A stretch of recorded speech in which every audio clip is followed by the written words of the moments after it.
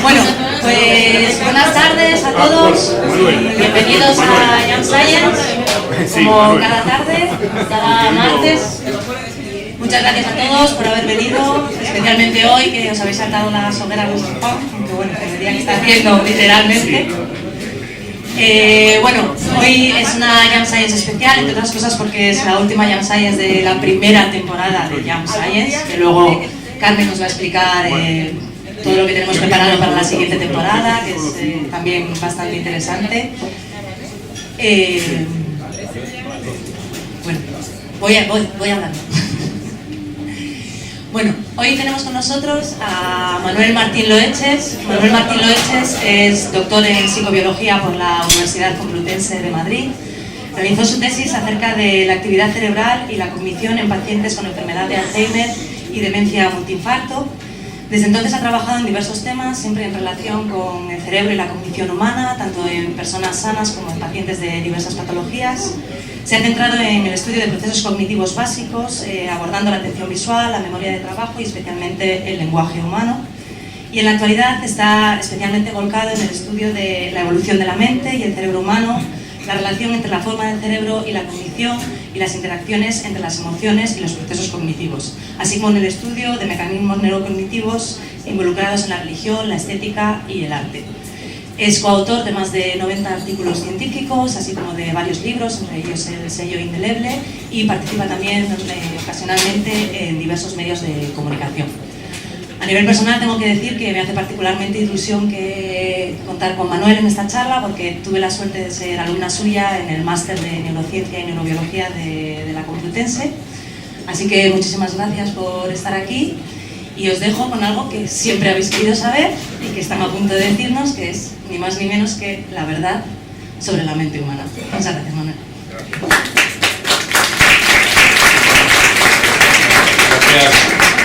Gracias María por la presentación, gracias a Carmen también y a María por la organización y por invitarnos aquí, y al PACMUE, por supuesto, por acogernos durante estos minutos.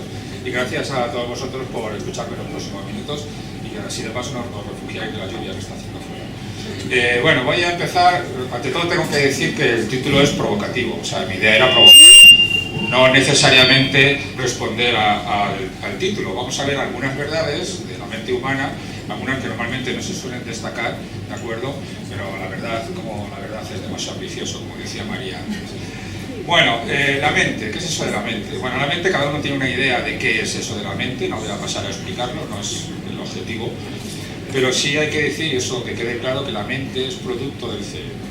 No hay mente sin cerebro, aunque esto habrá gente que me lo quiera discutir o que me lo discuta, pero en principio yo parto de esta premisa: no hay mente sin cerebro y la mente depende enteramente del funcionamiento y del trabajo del cerebro. La mente es producto del cerebro y lógicamente habrá mentes dependiendo de la especie de la que estemos hablando. Vamos a hablar de la mente humana, es una mente especial, particular, vamos a ver cómo es, vamos a ver sus particularidades, pero evidentemente habrá otras especies que posiblemente tengan mente, pero que no será como la nuestra. La nuestra es particularmente interesante, tiene unos rasgos característicos, y entre otras cosas porque es algo que nos han contado muchas veces, lo que ha sufrido, lo que ha padecido la especie humana a lo largo de los milenios, es lo que se llama el proceso de encefalización. Es decir, el cerebro cada vez ha ido siendo más grande. Tenemos, de hecho, en relación con el peso del cuerpo, el cerebro más grande de todos los seres vivos de la biosfera, y eso se conoce como proceso de encefalización. Ahí tenemos algunos australopithecus ahí al principio de la imagen, y luego en la parte baja están todos los de las especies del género Homo, desde Homo habilis hasta el Homo sapiens, y se va viendo evidentemente que cada vez hay mayor volumen cerebral. Esto caracteriza, si la mente es producto del cerebro, la mente humana pues se caracteriza y tendrá peculiaridades precisamente por este aumento de tamaño que hemos ido teniendo. A ver si cojo el turbo esto. Bueno, evidentemente también, todo esto es muy conocido, ¿no? El aumento del volumen cerebral ha sido prácticamente exponencial, como se ve ahí, aunque bueno, según algunos autores quizá no haya sido tan abrupto como aparece ahí en la imagen, sino que puede haber sido más bien gradual, pero en cualquier caso sí que es verdad que el aumento del cerebro en nuestra especie es francamente espectacular. Y además, no en ninguna parte en especial, el aumento ha sido sobre todo en la corteza cerebral, en la parte más cognitiva y más pensante de los mamíferos, pero bueno, hay autores que destacan que sería el lóbulo frontal una de las partes más aumentadas de tamaño. En principio el aumento de la parte frontal es muy decisivo, es muy importante para caracterizar a nuestra especie, pero también, como vemos, hay otros datos que hablan de aumentos en partes más posteriores, áreas parietales del cerebro, y en definitiva el aumento general del cerebro es lo que caracteriza a la evolución de nuestro cerebro. Claro, con todo este aumento del cerebro, un aumento tan bestial, tenemos 3 veces más cerebro que un chimpancé, que es la especie genéticamente más cercana a nosotros, a lo que se ha llegado siempre a la conclusión, lo que nos han contado en muchos libros de texto y se cuenta en muchos sitios, que claro, somos una especie súper inteligente, somos el Homo sapiens, el hombre que sabe, y claro, lo que tenemos es un cerebro hipercomplejo, lleno de conexiones, de infinitas conexiones, de miles de millones de neuronas con sus miles de conexiones cada una de ellas, y esto ha dado lugar pues a un ordenador, una especie de máquina inmensamente compleja, ¿no? Que ahora están intentando descifrar. Proyectos como el Blue Brain, por ejemplo, que está intentando, llevan años intentando, porque os fijáis lo complicado que es el cerebro, ¿no? Intentan hacer un mapa de una columna de la corteza cerebral. Una columna es una de esas 3 franjas que veis ahí en la imagen de abajo. Ahí hay 3 columnas. Pues solamente con descifrar las conexiones de una de estas columnas en la corteza motora del ratón, llevan años investigándolo, y los datos se están metiendo en un ordenador que tiene un tamaño inmenso. Es decir, para que veáis la cantidad de información que lleva solamente una de estas columnas. Imaginaos los millones de columnas que tiene el cerebro humano, la complejidad de los circuitos que contiene, ¿no? Claro, todo esto ha dado lugar, esta es la historia que se cuenta siempre, claro, es lo que todo el mundo tiene en mente cuando habla del ser humano en comparación con otros seres vivos. Pues claro, somos una especie con un cerebro tan complejo, fijaos que ese es el tamaño real de un cerebro, pesa 1,3 kg de media. Pues claro, ha dado lugar a un lenguaje muy complejo, a un pensamiento muy complejo, a una inteligencia superior memoria, atención, mayor percepción, etcétera, etcétera. Pero aquí hay unas cosas, aquí hay algo que a mí no me cuadraba, y es precisamente 2 cosas que aparecen al final y alguna más: arte y religión. Resulta que la especie humana es muy inteligente, tiene una corteza cerebral inmensa, tiene un cerebro muy grande, pero también produce arte y también produce religión. Qué curioso, qué raro, porque es lo que yo me pregunto muchas veces. Si hacemos un ordenador súper complicado, ¿este ordenador acabará haciendo arte o acabará siendo religioso, creyendo en Dios? Es un poco difícil de contestar con esa perspectiva, ¿no? Entonces, claro, la visión que se tiene últimamente de la mente humana puede explicar un poco estos comportamientos así un poco anómalos, ¿no? Como la religión o el arte. Y precisamente lo estamos empezando a conocer gracias a las técnicas de neuroimagen, entre las que destaca precisamente la resonancia magnética funcional, pero no es la única, aunque sí que es de la que más datos vamos a ver aquí a continuación. Lo que está ocurriendo es que en los últimos 20 años, 20 ya casi 30 y tantos, se está teniendo una visión de la mente humana que escapa un poco a esa concepción clásica de la mente humana como caracterizada por su gran inteligencia. Está claro que somos muy inteligentes, pero no solo eso, es lo que estamos viendo con estas técnicas. Lo que estamos empezando a ver, por ejemplo, estos son datos que se saben ya de hace unos años, es que cuando hablamos del yo, ¿dónde está el yo? O sea, nuestra mente. ¿Dónde estoy yo? Resulta que cuando se hacen experimentos, esto es un resumen, una revisión de varios experimentos, donde se ha tratado dónde se encuentra el yo en el cerebro, dónde está ese homúnculo, ¿no? Que aparece como en la imagen con la que se ha convocado este acto, ¿no? Ese hombrecillo dentro del cerebro que maneja o que recibe la información, pues resulta que se han encontrado varios lugares donde está el yo, dependiendo de qué es lo que está haciendo o recibiendo el yo, ¿no? Ese yo del que hablamos. Hay una parte del cerebro, sobre todo están en la línea media, ¿no? Es el cerebro dividido por la mitad, corte sagital que se llama. Pues hay partes dedicadas a la monitorización, es decir, al autocontrol, hay partes dedicadas a la integración del sujeto en el espacio o a la relación con los demás, a la evaluación de lo que se está haciendo, etcétera, etcétera. Incluso, como aparecen ahí arriba algunos datos, dependiendo de la cultura, incluso las áreas que representan el yo, también dependiendo de qué función estamos hablando, también pueden ser diferentes. De hecho, ahí aparece contrastada la cultura asiática con la occidental, y hay áreas del yo en los asiáticos, los chinos en este caso en concreto, son más amplias y que se relacionan incluso con otras personas, es decir, tiene un origen cultural. Pero en cualquier caso, cuando hablamos del yo, el yo no es uno, yo hago esto o yo pienso lo otro, no soy una sola cosa, sino que ese yo es algo disgregado por varias partes del cerebro, no hay un yo binario, ¿no? Eso es, para empezar, una primera curiosidad. Luego seguimos pensando, ¿dónde estoy yo cuando me imagino las cosas, ¿no? ¿Quién soy? ¿Dónde llega la información cuando yo estoy imaginando cosas? Pues fijaos, aquí hay datos del equipo de Koslin de hace unos años, que lo que está comparando es qué ocurre cuando una persona está viendo un objeto y se contrasta con cuando una persona se está imaginando ese objeto. Fijaos que la única diferencia son estas dos tandas de imágenes que veis aquí. La tercera columna, en ambos casos, es la diferencia. Aquí veis que en áreas frontales, en áreas anteriores del cerebro y en áreas medias, que no las he traído porque eran muchas imágenes, no hay absolutamente ninguna diferencia entre percibir e imaginar un objeto, y si hay alguna diferencia la hay en partes perceptivas, áreas visuales, pero es una cuestión de intensidad, no de que en otra zona del cerebro aparezca representado lo que yo me imagino o pienso, sino que con lo mismo, con lo que yo percibo, es con lo que yo me imagino las cosas. Incluso, además, como veis ahí, hay un mapa retinotópico en la corteza visual cuando yo me imagino las cosas. Quiere decir que si me estoy imaginando un punto negro aquí arriba a la izquierda, pues aparece en la corteza visual, en mi imaginación, en la parte correspondiente a como si hubiera un punto negro ahí arriba a la izquierda. Es decir, que la imaginación, la mente, es lo mismo que las partes que se dedican a percibir o a actuar. Actuar, precisamente, como viene aquí, estos son movimientos imaginados de la mano derecha.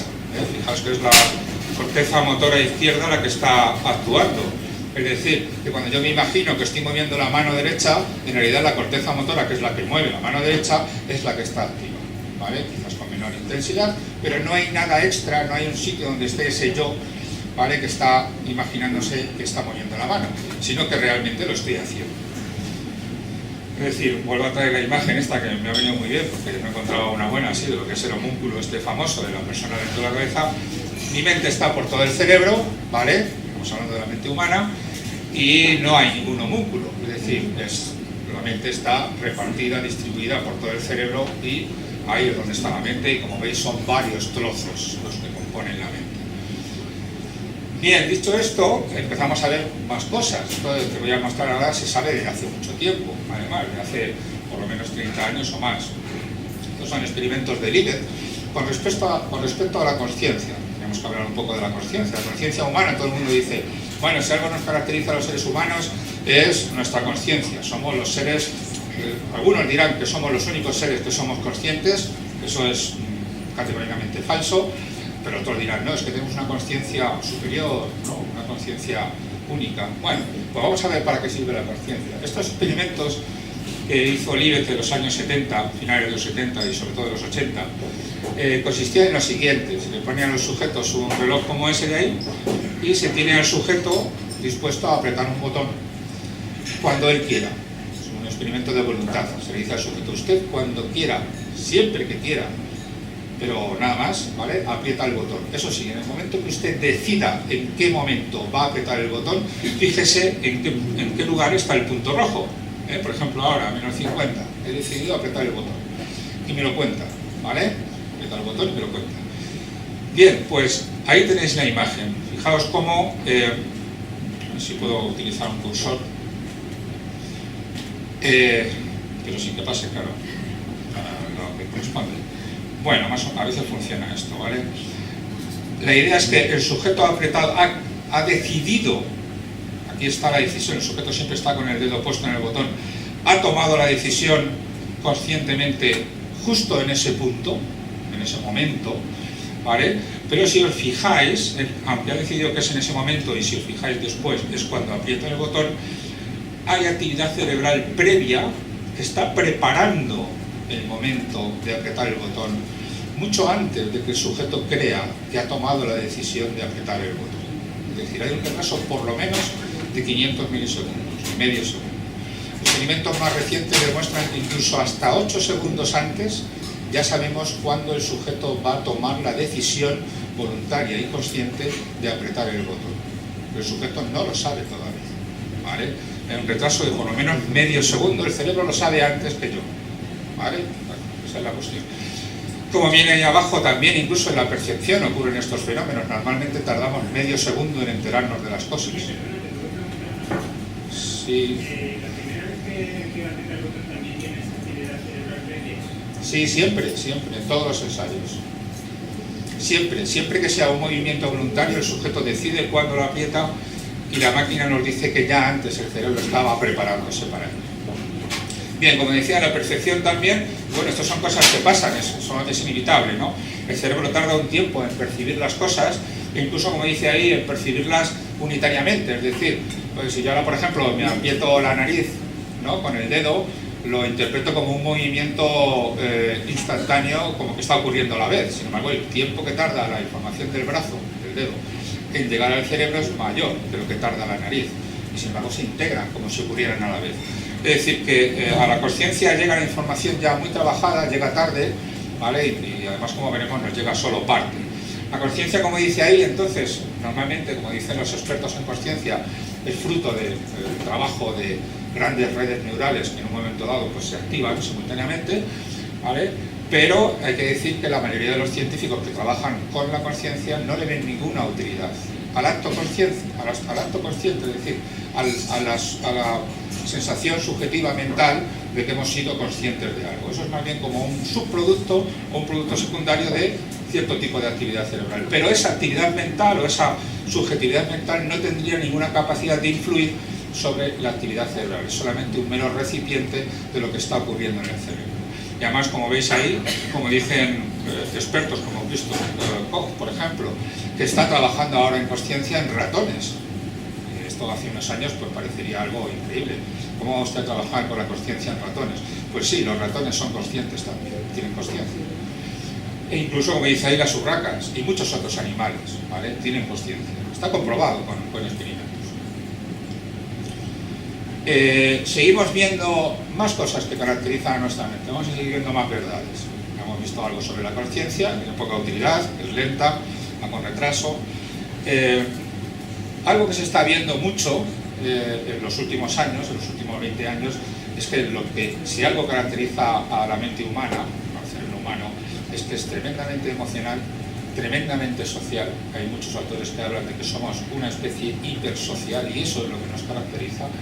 Y por culpa de eso, además, también somos muy vulnerables. Ahora lo vamos a ver. De hecho, uno de los mitos de nuestra capacidad cognitiva es la toma de decisiones, la inteligencia, la toma de decisiones, la capacidad de razonamiento. Fijaos que ahí está el lóbulo frontal, es como dirían algunos autores como Fuster, Joaquín Fuster, es el dispositivo con el que cuenta el cerebro para tomar las decisiones, es decir, no es la máquina que toma las decisiones en nuestro cerebro. Bueno, pues resulta que ese es el aparato de tomar decisiones, pero es un aparato que es en parte cognitivo y en parte emocional. Tiene una parte, de hecho ha salido un artículo hace unos días, ayer o antes de ayer, que habla de la separación entre las partes cognitivas del cerebro y las partes emocionales del cerebro. Sí, eso ya lo sabemos, están relativamente separadas, pero están tan interconectadas y tan imbricadas la una en la otra que es muy difícil de separar. De hecho, para algunos autores, para bastantes autores, son un solo sistema, no se puede separar lo emocional de lo cognitivo a la hora de tomar decisiones, y en lo que sí que están de acuerdo la inmensa mayoría de los autores es que prácticamente la totalidad de las decisiones se toman teniendo en cuenta lo emocional, en base a lo emocional, es lo que finalmente decide realmente. Aquí veis como la parte emocional del cerebro, esa parte verde que vemos aquí en la imagen, a ver si ahora no me paso de diapositiva, ¿vale? Toda esta parte de aquí está imbricada, está dentro, está junto a la parte más cognitiva del cerebro, trabajan conjuntamente, y de hecho aquí se encuentra lo que llaman el cíngulo anterior, esto de aquí es fundamental para tomar decisiones, y el cíngulo anterior es una parte que es mitad cognitiva, mitad emocional, o las dos cosas a la vez, ni mitad ni mitad, es emocional y cognitiva a la vez. Fijaos además que tiene algo muy curioso, que es, no sé si aparecerá algo ahí, no, que es lo siguiente: en la especie humana, el cíngulo anterior, esta máquina cognitivo-emocional, tiene unas neuronas que solo aparecen en algunas especies en el reino animal, en concreto las especies que son muy sociales, en los grandes simios, en algunos cetáceos, delfines, ballenas, e incluso en elefantes, que también son muy sociales y también tienen algo de autoconciencia. Son las llamadas neuronas en uso. Ahí tenéis una muy clara, esta que tenéis aquí, si no me paso, esto que hay aquí, esto tan alargado, es una neurona en uso o neurona fonecónomo, como tenéis ahí puesto. Son neuronas piramidales modificadas que efectivamente tenemos muchas los seres humanos, tenemos muchísimas más que cualquier otro primate, y están solo en animales muy sociales. De hecho, como dice ahí, solo los bonobos y los seres humanos tenemos además clústeres, es decir, uniones, grupos de este tipo de neuronas muy numerosos en el cíngulo anterior. El cíngulo anterior es la pieza fundamental para tomar decisiones en el cerebro humano. Es parte, como dice ahí, del sistema de toma de decisiones, es parte del sistema emocional. Y además, fijaos que aparece mencionado ahí también, dice que está muy bien conectado con el área 10 del mapa de Brodmann. El área 10 es la que está en rojo, el punto rojo que aparece ahí delante, el cíngulo anterior es el punto verde, la elipse verde. Esa zona, el área 10, es lo que está justo detrás de la frente, y se sabe por diversos experimentos que tiene muchísimo que ver con lo que es la inteligencia general. Es decir, en la medida en que uno es inteligente en muchas facetas de la vida, en muchos aspectos, lenguaje, memoria, atención, etcétera, etcétera, el área 10 del cerebro es sumamente importante para esa inteligencia general. Y de hecho es una de las que más han aumentado su tamaño en relación a otras especies, en relación al chimpancé, por ejemplo. Se ha multiplicado por 4 en su volumen. Luego, esa relación entre el cíngulo anterior, ese centro emocional y cognitivo, y el área 10, es una de las características del cerebro humano. De hecho, como digo, sigo insistiendo en la idea, el cerebro humano es básicamente social y emocional. Y de hecho, si os fijáis, estos son resultados de 2 revisiones en 2 revistas diferentes, una en Trends in Cognitive Sciences y la otra en Nature Reviews. Fijaos que me di cuenta, esto es lo curioso, el dibujante debe ser el mismo para las 2 revistas, y creo que son de 2 grupos editoriales distintos, porque el cerebro es idéntico, pero luego las áreas que se han resaltado son prácticamente las mismas. Lo que se conoce como el cerebro social, el cerebro con el que nos relacionamos con la gente, con el que tomamos decisiones sociales o solucionamos conflictos sociales, es el mismo cerebro que es el cerebro emocional, el cerebro que tenéis ahí arriba. Prácticamente coinciden todas. Los dibujos no son idénticos a la hora de resaltar las cosas, pero tenéis aquí, por ejemplo, la ínsula anterior, que está aquí resaltada también en azul, tenéis la amígdala, tenéis el córtex orbitofrontal, que aquí lo están poniendo como el córtex frontal o prefrontal medial. Son los mismos elementos, incluso hasta las fisuras son las mismas en el caso del cerebro social y en el caso del cerebro emocional. Solo hay unas pequeñas diferencias, como aparecen ahí, que bueno, algunos autores hablan de las neuronas espejo, luego hablaremos un poco de ellas, porque en realidad todo el cerebro es un espejo. El giro fusiforme es lo único que no es emocional, si queréis verlo así, es más social que emocional, pero es simplemente porque es la zona en la que guardamos información sobre las caras de las personas que conocemos, es la que sirve para reconocer a las personas. Y la DMN es la Default Mode Network, la red por defecto, de la que luego hablaré, es una red en la que normalmente estamos, una red que se activa cuando estamos en nuestros pensamientos y que se utiliza mucho en el pensamiento y en la decisión social.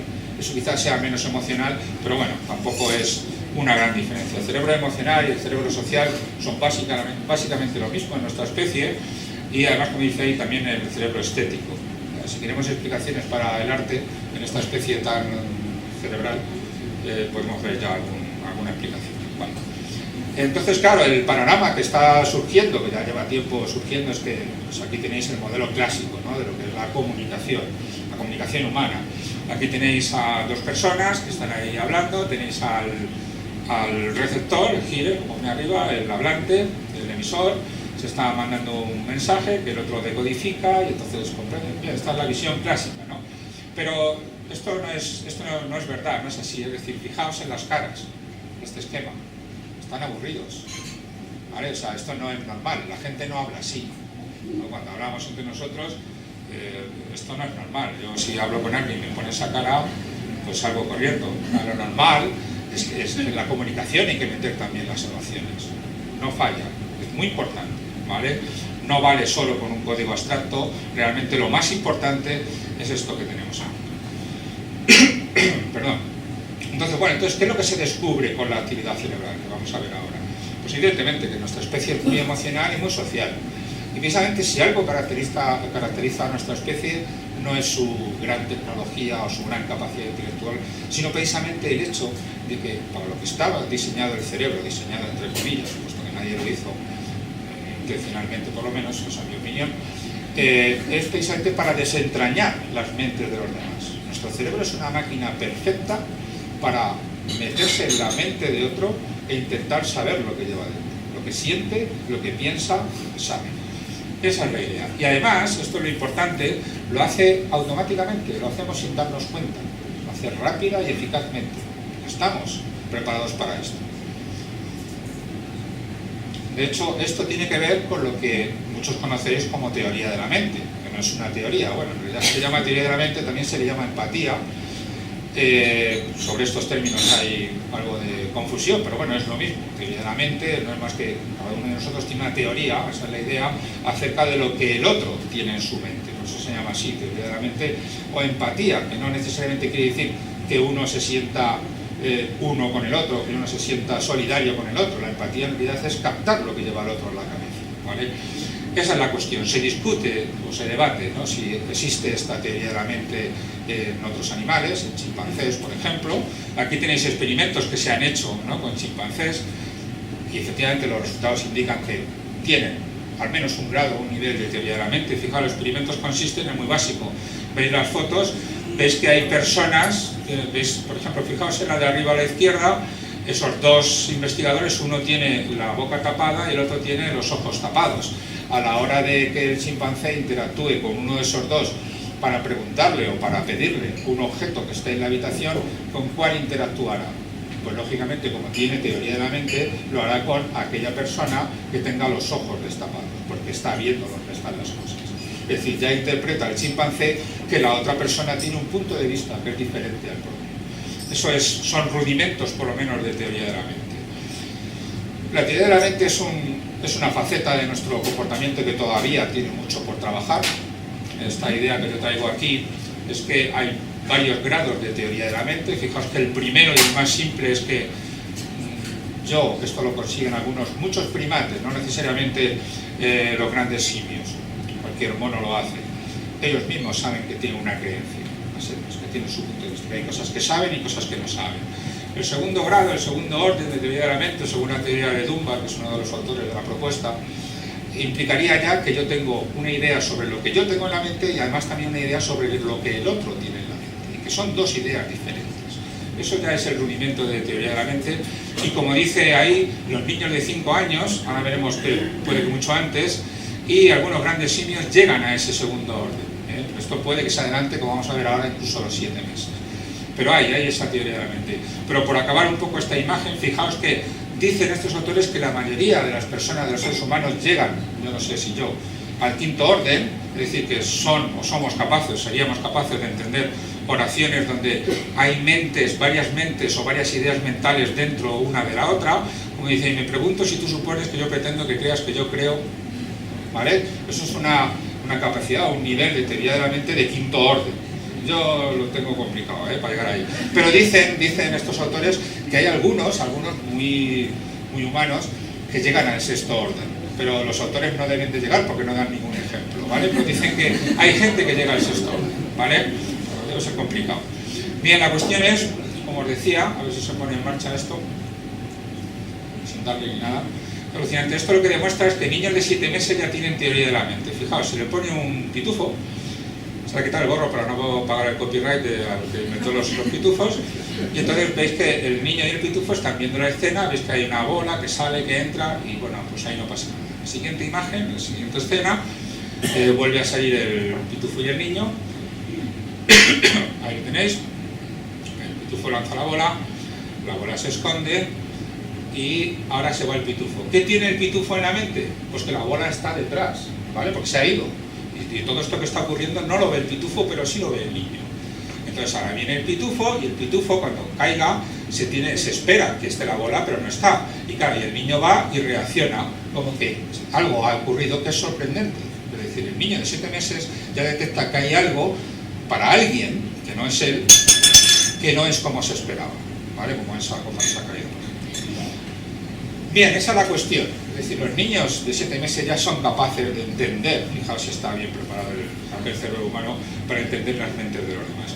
Bien, esta teoría de los distintos niveles de teoría de la mente parece que también podía explicar el origen de cosas como la religión. Es decir, el hecho de que podamos tener varios niveles de mentes unos dentro de otro podría facilitar al menos que existan los mitos, la mitología, seres que ni conocemos ni vemos, pero que existen, piensan, tienen intenciones, junto con los seres que sí conocemos y con los que convivimos. Es decir, a mayor nivel de complejidad en esa teoría de la mente se podrían explicar fenómenos como la religión o la creencia, por lo menos en seres invisibles con sus intenciones y sus maquinaciones. Bien. Otra característica de nuestro cerebro, estamos con que es emocional y social, pero esta es la red por defecto que mencionaba antes, y es que resulta que se descubrió hace tiempo, esto es algo que también caracteriza a nuestra especie, es muy curioso, y es muy social, esa es la cuestión. Fijaos, esas áreas que aparecen ahí activadas en amarillo en distintos experimentos, es decir, en experimentos de teoría de la mente, de decisiones morales, o de anticipar el futuro, o de incluso imaginarse el pasado, ¿no? Parece que esto se descubrió porque en los experimentos con resonancia magnética funcional, cuando le pedían a la gente que descansara y no hiciera nada, estuviera un rato descansando, que ahora vamos a seguir con la tarea esta que te está cansando tanto, que es apretar un botón que aparezca una flecha roja, ¿vale? Le dice, bueno, pues ahora desconecta un poco y tal. Pero esto que se veía que sistemáticamente a la gente se le activaban estas zonas. Esta zona que coincide con el hecho de que muchos experimentos de este tipo, de tomar decisiones morales, de intentar saber lo que llevan otros en la cabeza, etcétera, etcétera, la teoría de la mente, se activan también. Entonces lo que se dieron cuenta es que precisamente cuando la gente no está centrada en algo concreto del medio exterior, en un estímulo exterior, sino cuando uno está en su mundo, se activa esta red por defecto, esta compleja red por defecto, que tiene que ver precisamente con las decisiones, con la convivencia social, de ahí lo de la teoría de la mente y las decisiones morales. Entonces lo que dicen muchos autores es que este es el modo por defecto, se le llama así por el hecho de que cuando no estamos haciendo nada nos ponemos en modo por defecto, y el modo por defecto en el ser humano es social. Esa es la cuestión, ¿vale? Pero efectivamente la red por defecto es la que llega al final a conclusiones con respecto a qué es lo que tienen los demás en su cabeza, pero necesita extraer la información. Claro, ahora es cuando vamos a ver dispositivos que tiene el cerebro para entender las mentes de los demás de forma automática. Una de ellas es el blanco de los ojos. ¿Qué diferencia hay entre el chimpancé, por ejemplo, y el ser humano? Se vea claramente en la foto, el blanco de los ojos, ¿no? Vale, es cierto que muchas especies tienen blanco de los ojos, los perros, por ejemplo, tienen la esclerótica blanca también. No es el caso de los chimpancés, la tienen más bien amarilla, es muy raro que algunos salgan con la esclerótica blanca. Pero aunque los perros tengan la esclerótica blanca y otros animales, no obstante tienen el iris muy grande, muy ancho, y es prácticamente lo único que se ve de su ojo. En nuestro caso, en la especie humana, no. Esto es una adaptación biológica con un sentido social. Es decir, el único sentido que se le ve al hecho de que nuestro iris sea tan estrecho y permita ver tanto blanco de los ojos es porque sirve para que entiendan nuestra mente y para que entendamos la mente de los demás. Esa es la cuestión. El blanco de los ojos es, por lo tanto, uno de los datos que utiliza nuestro cerebro para saber lo que tienen los otros en la cabeza. ¿Alguien ha visto algo antes de salir esta imagen? Venga, que hay mucha gente. Seguro que alguien ha visto algo. A ver. No. ¿No he visto nada antes de aparecer esto? Nadie, vale. Lo voy a poner otra vez, ¿vale? Atentos. ¿Qué ha salido? Ah, el blanco he ido por ahí, vale, bien. Sí, ¿no? ¿Habéis visto algo parecido al blanco de los ojos? Bueno, lo que habéis visto exactamente es esto. Ese trocito de imagen, ¿vale? Ha aparecido durante medio segundo, hay que decir que es el mínimo que me permite el PowerPoint, porque los experimentos de verdad son 17 milisegundos, no 500, ¿vale? Con 500 apenas se ve y hay que estar muy atento, ¿vale? Es lo que ha pasado ahora. Con 17 milisegundos no hay forma de verlo, ¿de acuerdo? Bueno, pues aún así, fijaos, un dato importante. Habéis visto que la cara es neutra, no expresa ninguna emoción, y sin embargo ahora, ¿qué os parece que está expresando? ¿Qué emoción, si es que expresa alguna emoción? Miedo, ¿no? Vale, perfecto. Fijaos que el único dato es el blanco de los ojos, no hay más. Aquí no hay ningún otro dato y ya sabemos que esa persona siente miedo. Fijaos cómo es el cerebro, la persona, el yo, la mente. Mi mente no se ha dado ni cuenta, ¿vale? Y sin embargo, cuando se presentan experimentos como estos, fijaos el blanco de los ojos para el miedo o para la felicidad, se activa el cerebro emocional, se activa en este caso la amígdala. Es decir, el cerebro ha captado esos ojos, el sujeto, su mente, o conscientemente por lo menos no se ha dado cuenta. Pero el cerebro sí, lo ha captado. Fijaos con qué facilidad el cerebro detecta datos importantes con respecto a lo que tienen los demás en su cabeza, en su mente, ¿vale? Con qué facilidad lo hace. Y ahí está la resonancia magnética funcional mostrando que se activa, ¿vale? Ante ese tipo de estímulos las partes correspondientes a la emoción que está representando el blanco de los ojos. No hablemos ya de las expresiones faciales, de los músculos. Por eso yo me pregunto, lo traigo siempre después de esta explicación, que digo, bueno, fijaos, estos son reconstrucciones que se han hecho de especies del género humano, del género Homo, que han ocurrido incluso desde los Australopithecus, que no pertenecen ni tan siquiera a nuestro género. Y sin embargo, fijaos, todas las reconstrucciones tienen blanco de los ojos, lo tienen igual que nosotros. Claro, así las humanizan. ¿Me explico? Parecen seres humanos. O sea, yo miro al Australopithecus ese de ahí y me parece un ser humano.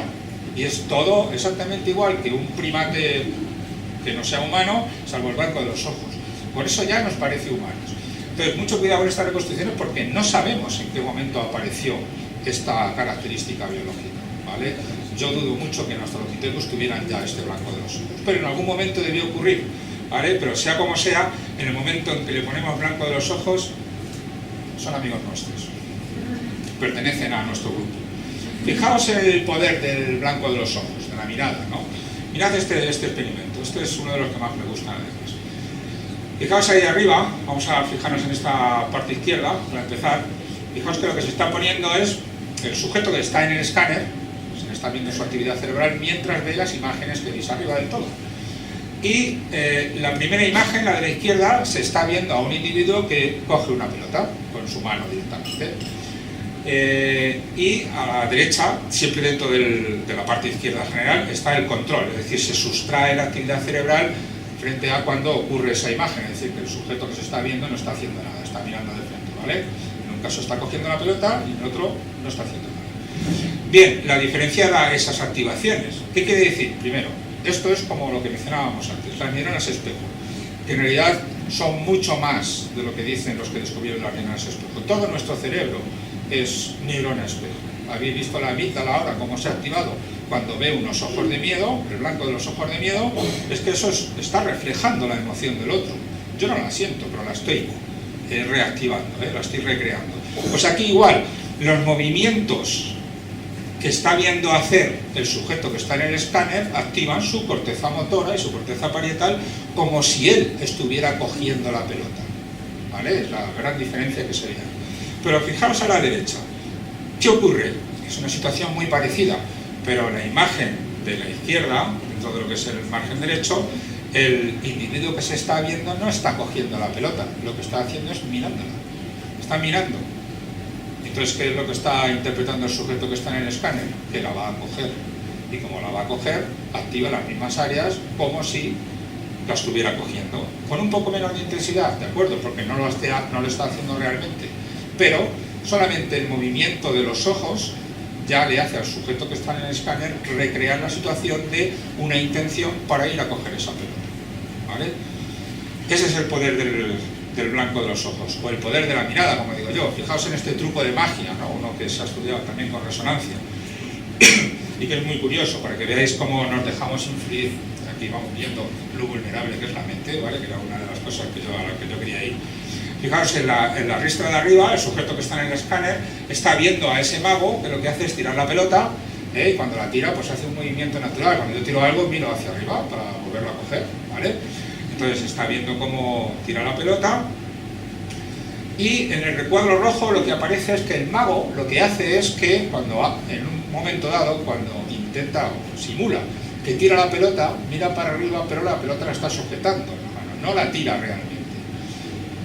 ¿Qué ocurre? Pues resulta que esto está comprobado, que la mitad de los sujetos, por el hecho de que el mago está mirando hacia arriba como si saliera la pelota hacia el aire, ve una pelota saliendo de verdad. La ve y se desvanece en el aire. Es un truco que si yo lo supiera hacer lo haría aquí, sería bestial, ¿vale? Pero las veces que lo he hecho se me cae, ¿vale?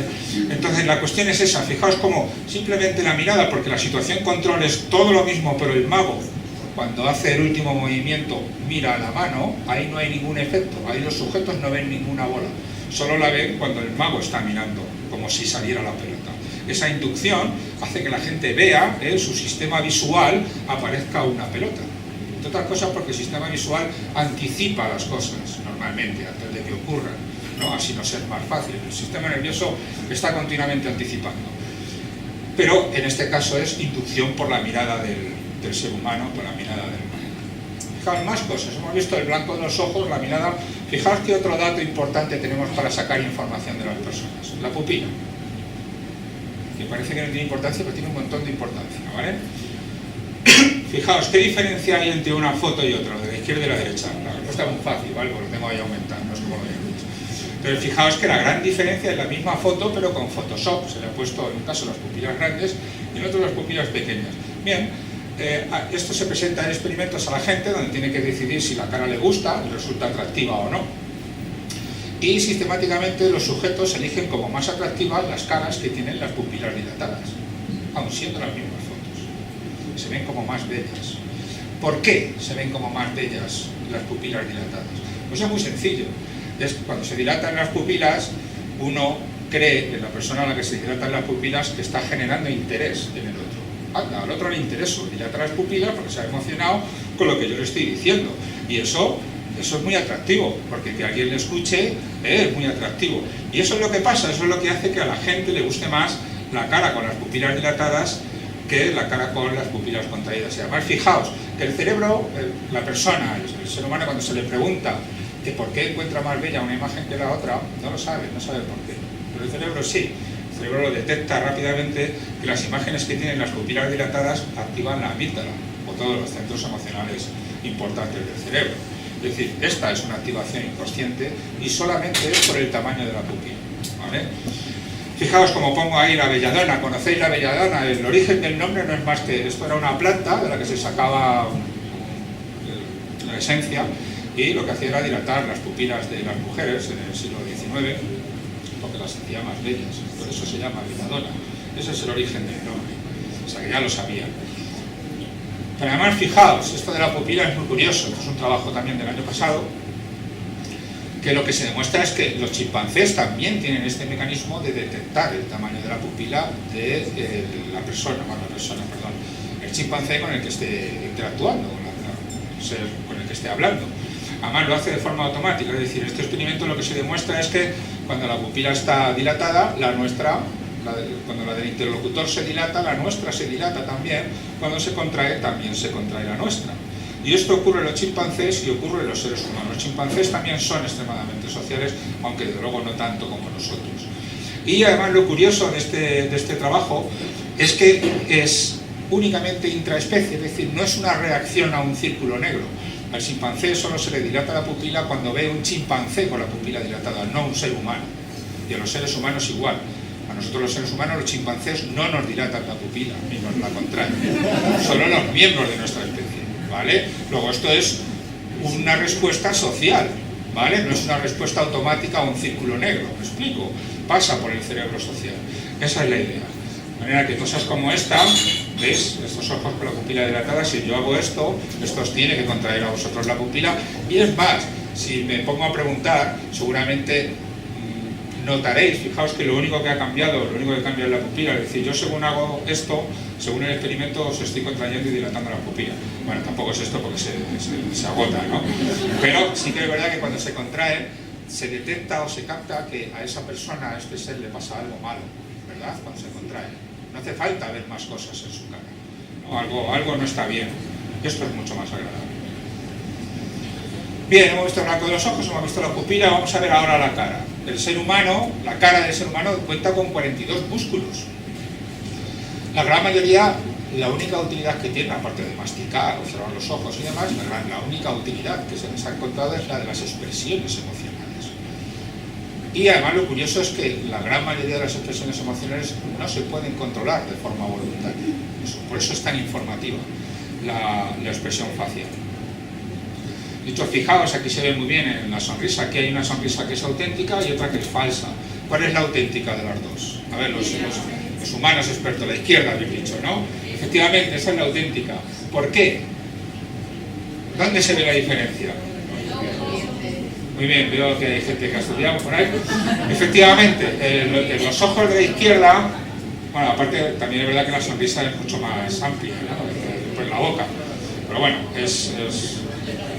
son los ojos, que no se puede controlar esa musculatura voluntariamente. La musculatura de la expresión facial solo la pueden controlar los buenos actores y muchos políticos, ¿vale? Los demás seres humanos, bastante, ¿verdad? Esa es la cuestión. La mayoría de los humanos somos más bien honestos en este sentido. Entonces, esa es la cuestión. Hay músculos que no podemos controlar. ¿Habéis visto ahora algo? Sí. Ah, claro, pues ya estáis entrenados, claro que sí. ¿Qué habéis visto? Pero, ¿y qué ponía en la cara? ¿De qué era la cara? Enfado. Oigo, esa voz la reconozco y creo que ya conoce, así no vale. Si no vale, bueno, sí, era efectivamente esta cara de enfado. Mucha gente puede haber captado que algo apareció, pero no sabía el qué. La cuestión es que lo que aparecía era esa cara. Al igual que ocurría con el blanco de los ojos, y esto es más informativo todavía, una cara de miedo como esa, pues también activa, aun presentada inconscientemente, aquí volvemos otra vez a los 17 milisegundos, esto aquí ha aparecido medio segundo, activa la amígdala y otras partes del cerebro emocional, aunque el sujeto ni tan siquiera sepa que ha aparecido. Esa es la cuestión, pero su cerebro sí, su cerebro ha captado y ha sentido la misma emoción que se le ha presentado, de forma automática. Esto explica el hecho, esto es muy conocido por una serie de televisión que se llamaba Miénteme, creo, yo no la he visto, pero me lo han contado, ¿vale?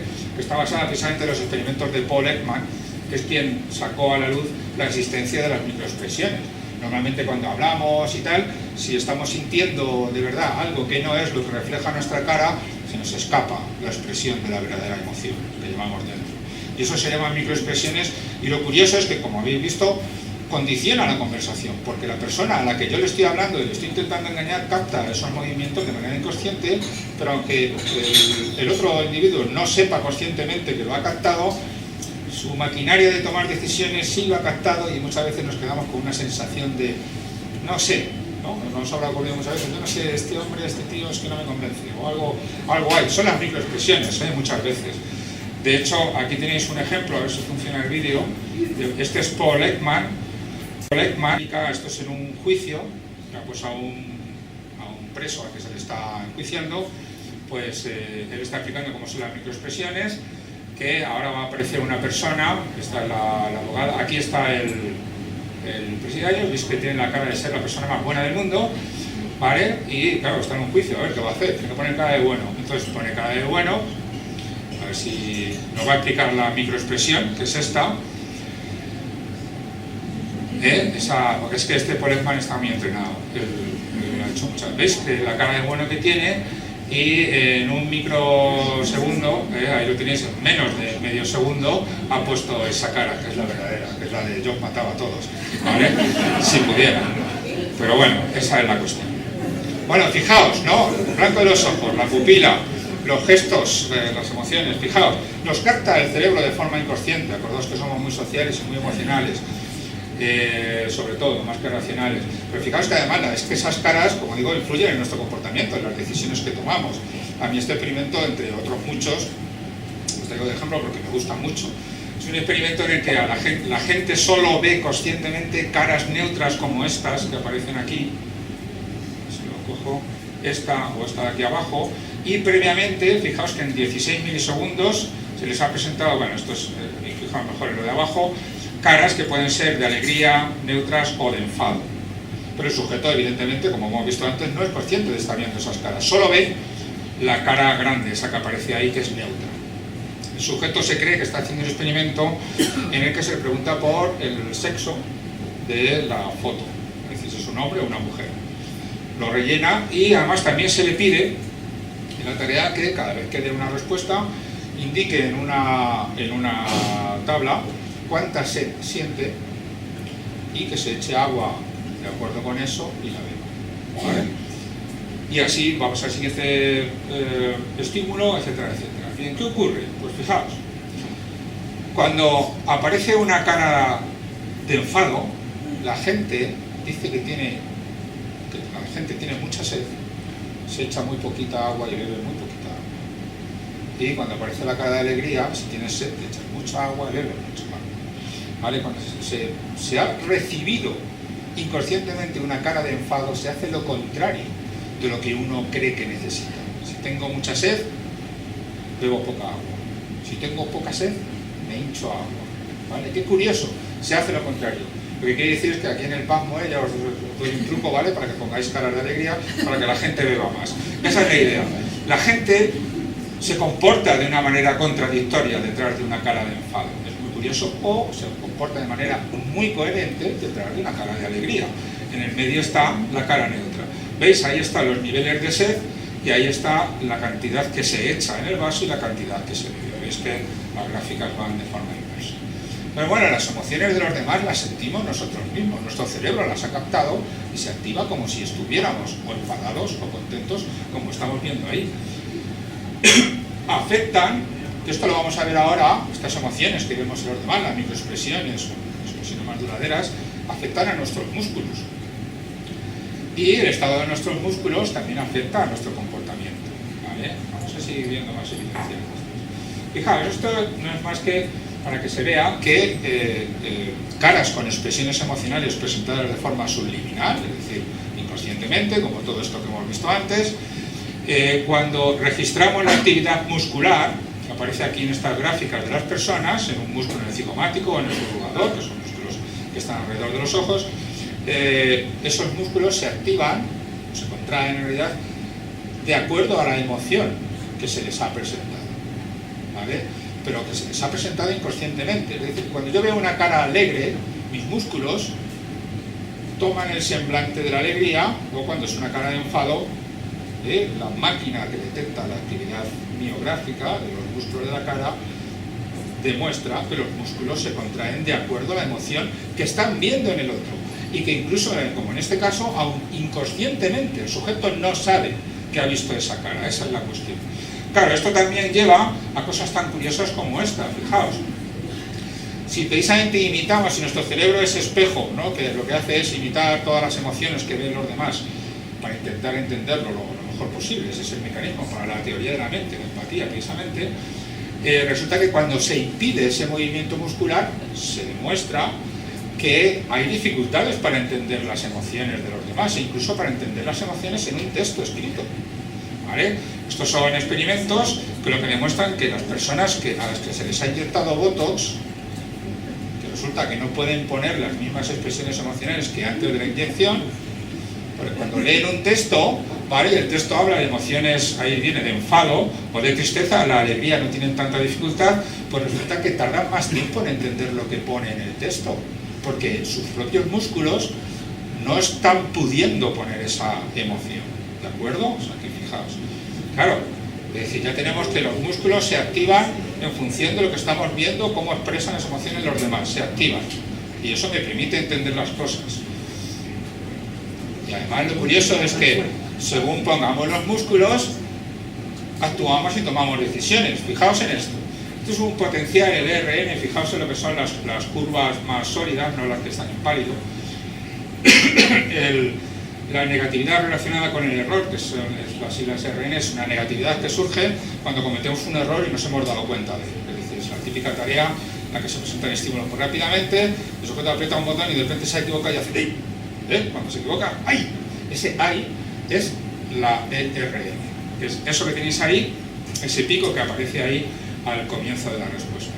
Bien, pues fijaos, aquí se han comparado tres condiciones, una que es sin nada, ni lápiz ni nada, que no aparece aquí en la foto, y otras dos, una que en la que se sujeta el lápiz de forma vertical, es una especie de control, no sonrisa, y otra en la que se sujeta el lápiz así, que lo podéis probar cuando queráis, luego os paso el lápiz, ¿vale? Pero hace como que uno está sonriendo, de hecho es que se siente. Pues fijaos, basta con poner un lápiz así a una persona para que, ahí lo tenéis en la curva roja, la negatividad relacionada con el error sea mucho más pequeña. ¿Y eso qué es lo que quiere decir? Que a la gente le importa menos haber cometido un error. Eso es lo que quiere decir que tenga menos amplitud. Y además, en el comportamiento se nota porque la gente comete mucho más errores cuando está sonriendo, en tareas de precisión.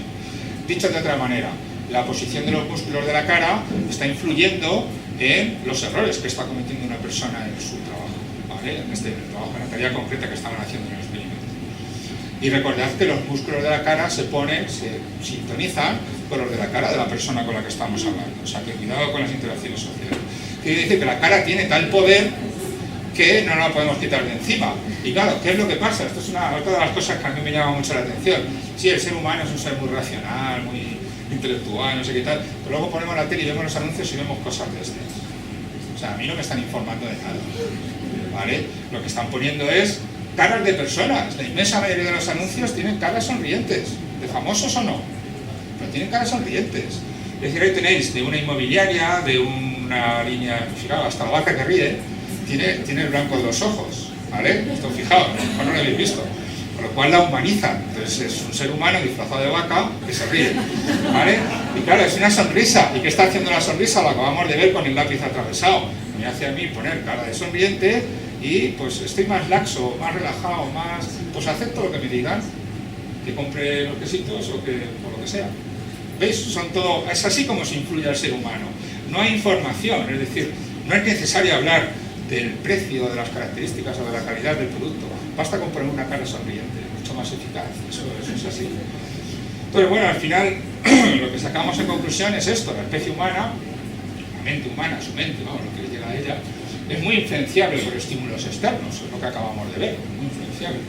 Y esta es la razón por la que, ya va quedando menos, por la que pues algunos autores como Chris Fried, por ejemplo, fue un neurocientífico cognitivo muy reconocido, ya está jubilado hace tiempo, pero en su último libro, del 2007, que es Making Up the Mind, haciendo la mente o construyendo la mente, llega a la conclusión de que, de todos estos fenómenos que estamos comentando aquí, y de que según él, el lenguaje humano, que también caracteriza a nuestra especie, existe porque se necesitaba algo para convencer a los demás, para engañar a los demás, para manipularlos, ¿vale? Esa es la idea de él, ¿vale? Yo en parte la comparto. Entonces, evidentemente el lenguaje tiene mucho poder sobre la mente humana, no solo la escala de los demás. Fijaos, otro de los comportamientos de este ser tan inteligente, ¿vale? Este ser humano, vamos a ver, que resulta que hay unos tíos ahí montando en bicicleta, yo con todo mi respeto, porque a mí el ciclismo me ha gustado mucho toda mi vida, ¿vale? Pero yo es que quiero contar la verdad sobre el cerebro humano, sobre la mente humana, ¿vale?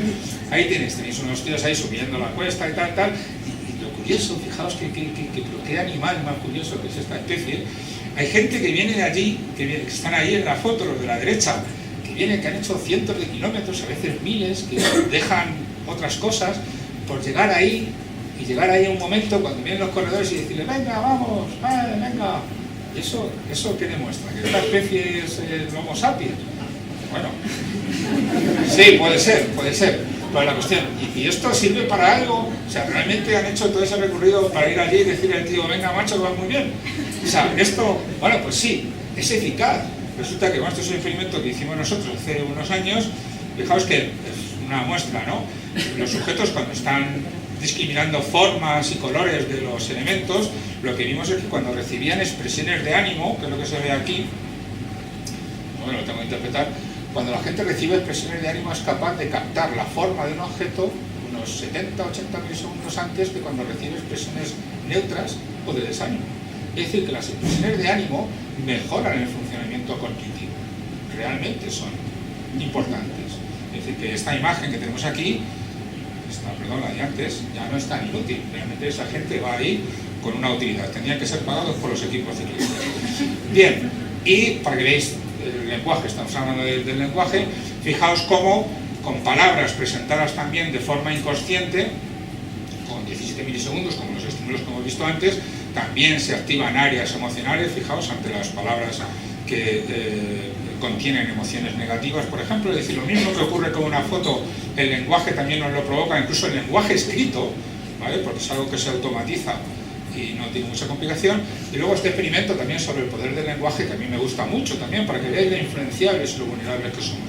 Fijaos, es uno de los muchos experimentos del equipo de Barr, que lo que consistía es en lo siguiente: se le mete a una persona en una habitación y se le dan unas palabras, como estas que aparecen ahí abajo, hombre de él estaba a pie de la arrugada y tal, y se le dice que construya oraciones con esas palabras. Cuando terminas, va otra y tal. En una condición, en la condición experimental, en realidad, los sujetos están recibiendo palabras, el grupo de palabras contiene palabras que tienen que ver con la vejez, con la edad, ¿vale? Como veis ahí, pues, arrugada, ¿no? En otros casos, pues, a lo mejor gris o lento, cosas así.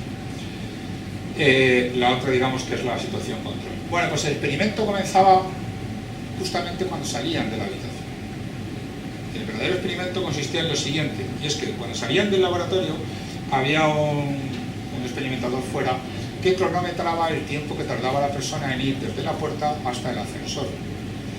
Y los que habían trabajado con palabras relacionadas con la vejez iban más lentos, sistemáticamente más lentos que los otros, ¿vale? Eso es la influencia que hemos recibido de las palabras, para que veáis el poder del lenguaje y, bueno, un poco su capacidad de manipulación o de influencia. Es en definitiva lo que tenemos que hablar. Y por último, con esto ya casi voy a terminar, hablar de lo que es el intérprete. El intérprete es un concepto que sacó a la luz Gazzaniga después de estudiar a muchas personas con el cerebro dividido, el cerebro escindido, como se llama. Personas antiguamente, para tratar la epilepsia resistente a las personas, a algunas personas, no fue muy numeroso, se les cortaba el cerebro por la mitad, ¿vale? Lo que es el cuerpo calloso, que une los dos hemisferios, se le pegaba un tajo, entonces separaban los dos hemisferios. Tenía éxito, es decir, los ataques epilépticos es verdad que disminuían, ¿vale? Se hacían más flojos incluso, y las personas parecían normales, parecía que no les pasaba nada, hasta que empezaron a hacer pruebas con ellos y se dieron cuenta de que los dos hemisferios funcionaban de forma independiente, individual, cada uno tenía su manera de funcionar, porque no se transmitían información el uno al otro. Y resulta que el único que es comunicativo, consciente, que interactuaba con el experimentador era el hemisferio izquierdo. Es decir, todo lo que siente el hemisferio izquierdo es consciente el sujeto de ello y puede razonar y pensar sobre ello. O sea, la cuestión, pero lo del derecho no. Y de hecho ocurrió, que es por lo que empezaron a hacer los experimentos, porque algunos pacientes llegaban al médico y les decían que con una mano se vestían y con la otra se desvestían. Entonces ahí había algo. Empezaron a hacer las pruebas, empezaron a ver que efectivamente eran independientes y que de lo que el sujeto era consciente era básicamente de lo del hemisferio izquierdo. Pues fijaos, en experimentos como estos, que es lo que le dio a Gazzaniga a pensar en el intérprete, lo que se hacía era poner a las personas, a esta persona con el cerebro escindido, dos imágenes, y el sujeto solo es consciente de estar viendo la pata de gallo, ¿vale? Porque le llega al hemisferio izquierdo, ahí lo tenéis representado, ahí abajo. En el hemisferio derecho llega el paisaje nevado, pero el sujeto, si tú le preguntas ¿qué está viendo?, dirá una pata de gallo. ¿Algo más? No, una pata de gallo. ¿Por qué? Porque el paisaje nevado le está llegando al hemisferio que no es consciente o que no habla y no puede decirlo. Cuando se le pide al sujeto que con su mano derecha coja una de las imágenes que aparecen ahí, que corresponde a lo que está viendo, él coge, evidentemente, con su mano derecha que está manejada por el hemisferio izquierdo, sabéis que está todo cruzado en el cerebro, ¿vale? Él coge la gallina o el gallo, es lo correspondiente a la imagen que él está viendo conscientemente. Y se le dice, vale, ahora coja el objeto que le parezca más adecuado con su mano izquierda. ¿Y qué es lo que coge? Debería de coger el gallo. Pues no, coge la pala de quitar nieve. Claro, también hay que entender que esto en España no es muy habitual. habitual, es decir, son canadienses, en Canadá nieva mucho, entonces allí sí es habitual, aquí sería una pala de brasero, es una pala para quitar nieve, ¿vale? Entonces coge la pala para quitar nieve y se preguntaría, ¿y usted por qué coge eso si solamente está viendo la pata de gallo? Pues en ese momento viene el intérprete, es decir, es el concepto de la sanidad. Lo que hace el cerebro humano, en este caso el izquierdo, es interpretar, justificar, dar razones de todo lo que hacemos, aunque no sepamos por qué, pero lo tenemos que interpretar. Entonces el sujeto lo que decía, no, yo cojo la pala porque es para quitar los excrementos de los gallos, tiene lógica, pero es que el verdadero motivo no era ese, sino era que precisamente está viendo un paisaje nevado, la pala es para quitar nieve. Entonces lo que sacó a relucir la sanidad es que efectivamente el cerebro humano no está diseñado o pensado, digámoslo así, para llegar a la verdad, pero sí para justificar todos nuestros actos. Esto es algo muy social. Entonces, cuando no sabe la información, cuando no la conoce, la mayoría de las veces se lo inventa. O se lo inventa pasado, o se lo inventa, o llega a ello pasado un tiempo. ¿Cuántas veces nos ha ocurrido que nos dicen, ¿puedo acertar? Y dices, no. ¿Por qué? Pues no lo sé. Y luego empiezas a, pues por esto o por lo otro. Es decir, las razones muchas veces no las conocemos y tomamos una decisión rápida y automáticamente. O a veces, como dice ahí, no era dueño de mí mismo, o no quise hacerlo, o no sé ni por qué lo he hecho. Esto pasa mucho en la vida, ¿vale? Y precisamente porque no sabemos cuáles eran las verdaderas razones. Pero la cuestión es que, salvo esas veces que falla, la mayoría de las veces lo que intentamos es buscar una razón o una explicación a nuestro comportamiento. Y eso sirve, como dice ahí, para preservar nuestra integridad social, para justificar lo que hacemos. Todo tiene alguna razón de eso. Esa es la cuestión. Pero bueno, esta ya es la conclusión. Nuestra especie es nuestra mente, especialmente social, ¿vale? Como dice ahí, revive interiormente lo que hacen otras personas, muy sensible a lo que están haciendo otros, muy sensible a la realidad exterior, especialmente si esta es social, a la realidad social. Y al final, oye, pues podemos llegar a la conclusión, que llegan muchos autores, de que nuestra especie, más que por sapiens, se caracteriza por ludens, es decir, porque le gusta el juego social. Es para lo que está preparado nuestro cerebro y es por lo tanto para lo que surge o para lo que trabaja nuestra mente. Está al servicio de lo social. Y entonces, como digo yo, al final, pues oye, comportamientos como el arte o la religión no era el objeto de esta charla, pero se podría discutir sobre ello. Al final son más fáciles de explicar que por el hecho de que tengamos una grandísima inteligencia. No, lo que tenemos es una grandísima máquina preparada para la vida social, para el juego social. Entonces ya sí se pueden explicar algunas cosas. Y con esto os debe de provocar una sonrisa, aunque no seáis conscientes de ello, y con esto acabo. Muchas gracias.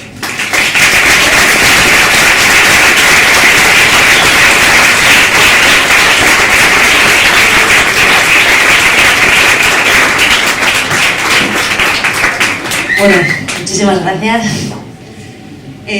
Bueno, vamos a abrir el turno de preguntas. Ya tenemos ahí... Mira, vamos a pasar... Vaya, me he quedado. Vamos a pasar el micrófono para que todo el mundo oiga la pregunta, ¿vale? Es un poco complicado porque tiene cable, pero o mejor eso, si os podéis acercar un poquitín cuando queráis hacer la pregunta. Sí, te quería preguntar si la codificación esa de la interpretación o el lenguaje del blanco de los ojos, por decirlo así, ¿es innato o se adquiere a través de la experiencia? Bueno, eso... La pregunta es muy buena, no se ha comprobado. Yo supongo que esto es un poco como el lenguaje, quiere decir, ¿el lenguaje es innato o es aprendido? Es las dos cosas. Nacemos con la posibilidad de tener un lenguaje, que no nacen con ella los chimpancés, por ejemplo, pero luego hay que ser expuestos al estímulo, ¿no? Entonces es muy difícil de decir. Pero sí sería una buena pregunta experimental, ¿no? ¿En qué momento empiezan los niños, los bebés de meses a interpretar estos gestos? No se ha hecho todavía hay mucho por hacer. Pero evidentemente yo pienso que hay una maquinaria innata que nos permite esto y que luego pues hay que exponerse a estímulos para desarrollarlo, para pulirlo, modificarlo, ajustarlo. Piensa, y no es broma, aunque algunos pensarán que sí, o que me estoy diciendo con algo que no es ni tal, que hay culturas, hay razas, por ejemplo los asiáticos, que el blanco de los ojos se ve mucho menos. Entonces muy probablemente se basen en otros aspectos.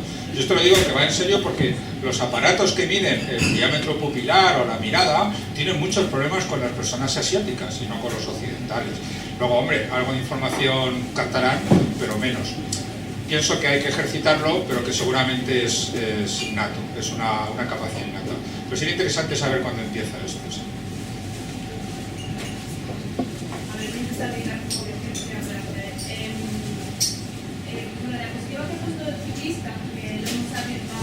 Sí.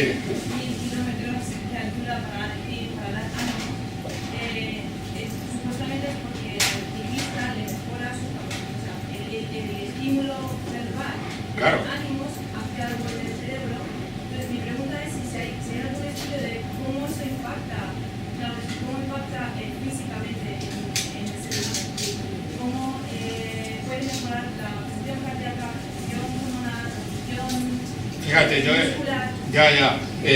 yo el único estudio que conozco es ese, que lo hicimos nosotros además, y que, bueno, eso es lo que demuestra que efectivamente las expresiones de ánimo, que además no tenían nada que ver con lo que estaba haciendo el sujeto, es decir, el sujeto hacía su tarea de localizar los estímulos en el espacio, clasificarlos por color, por forma o por localización espacial y tal, y las expresiones de ánimo o de desánimo eran independientes de si el sujeto lo hacía bien o mal, eran al azar.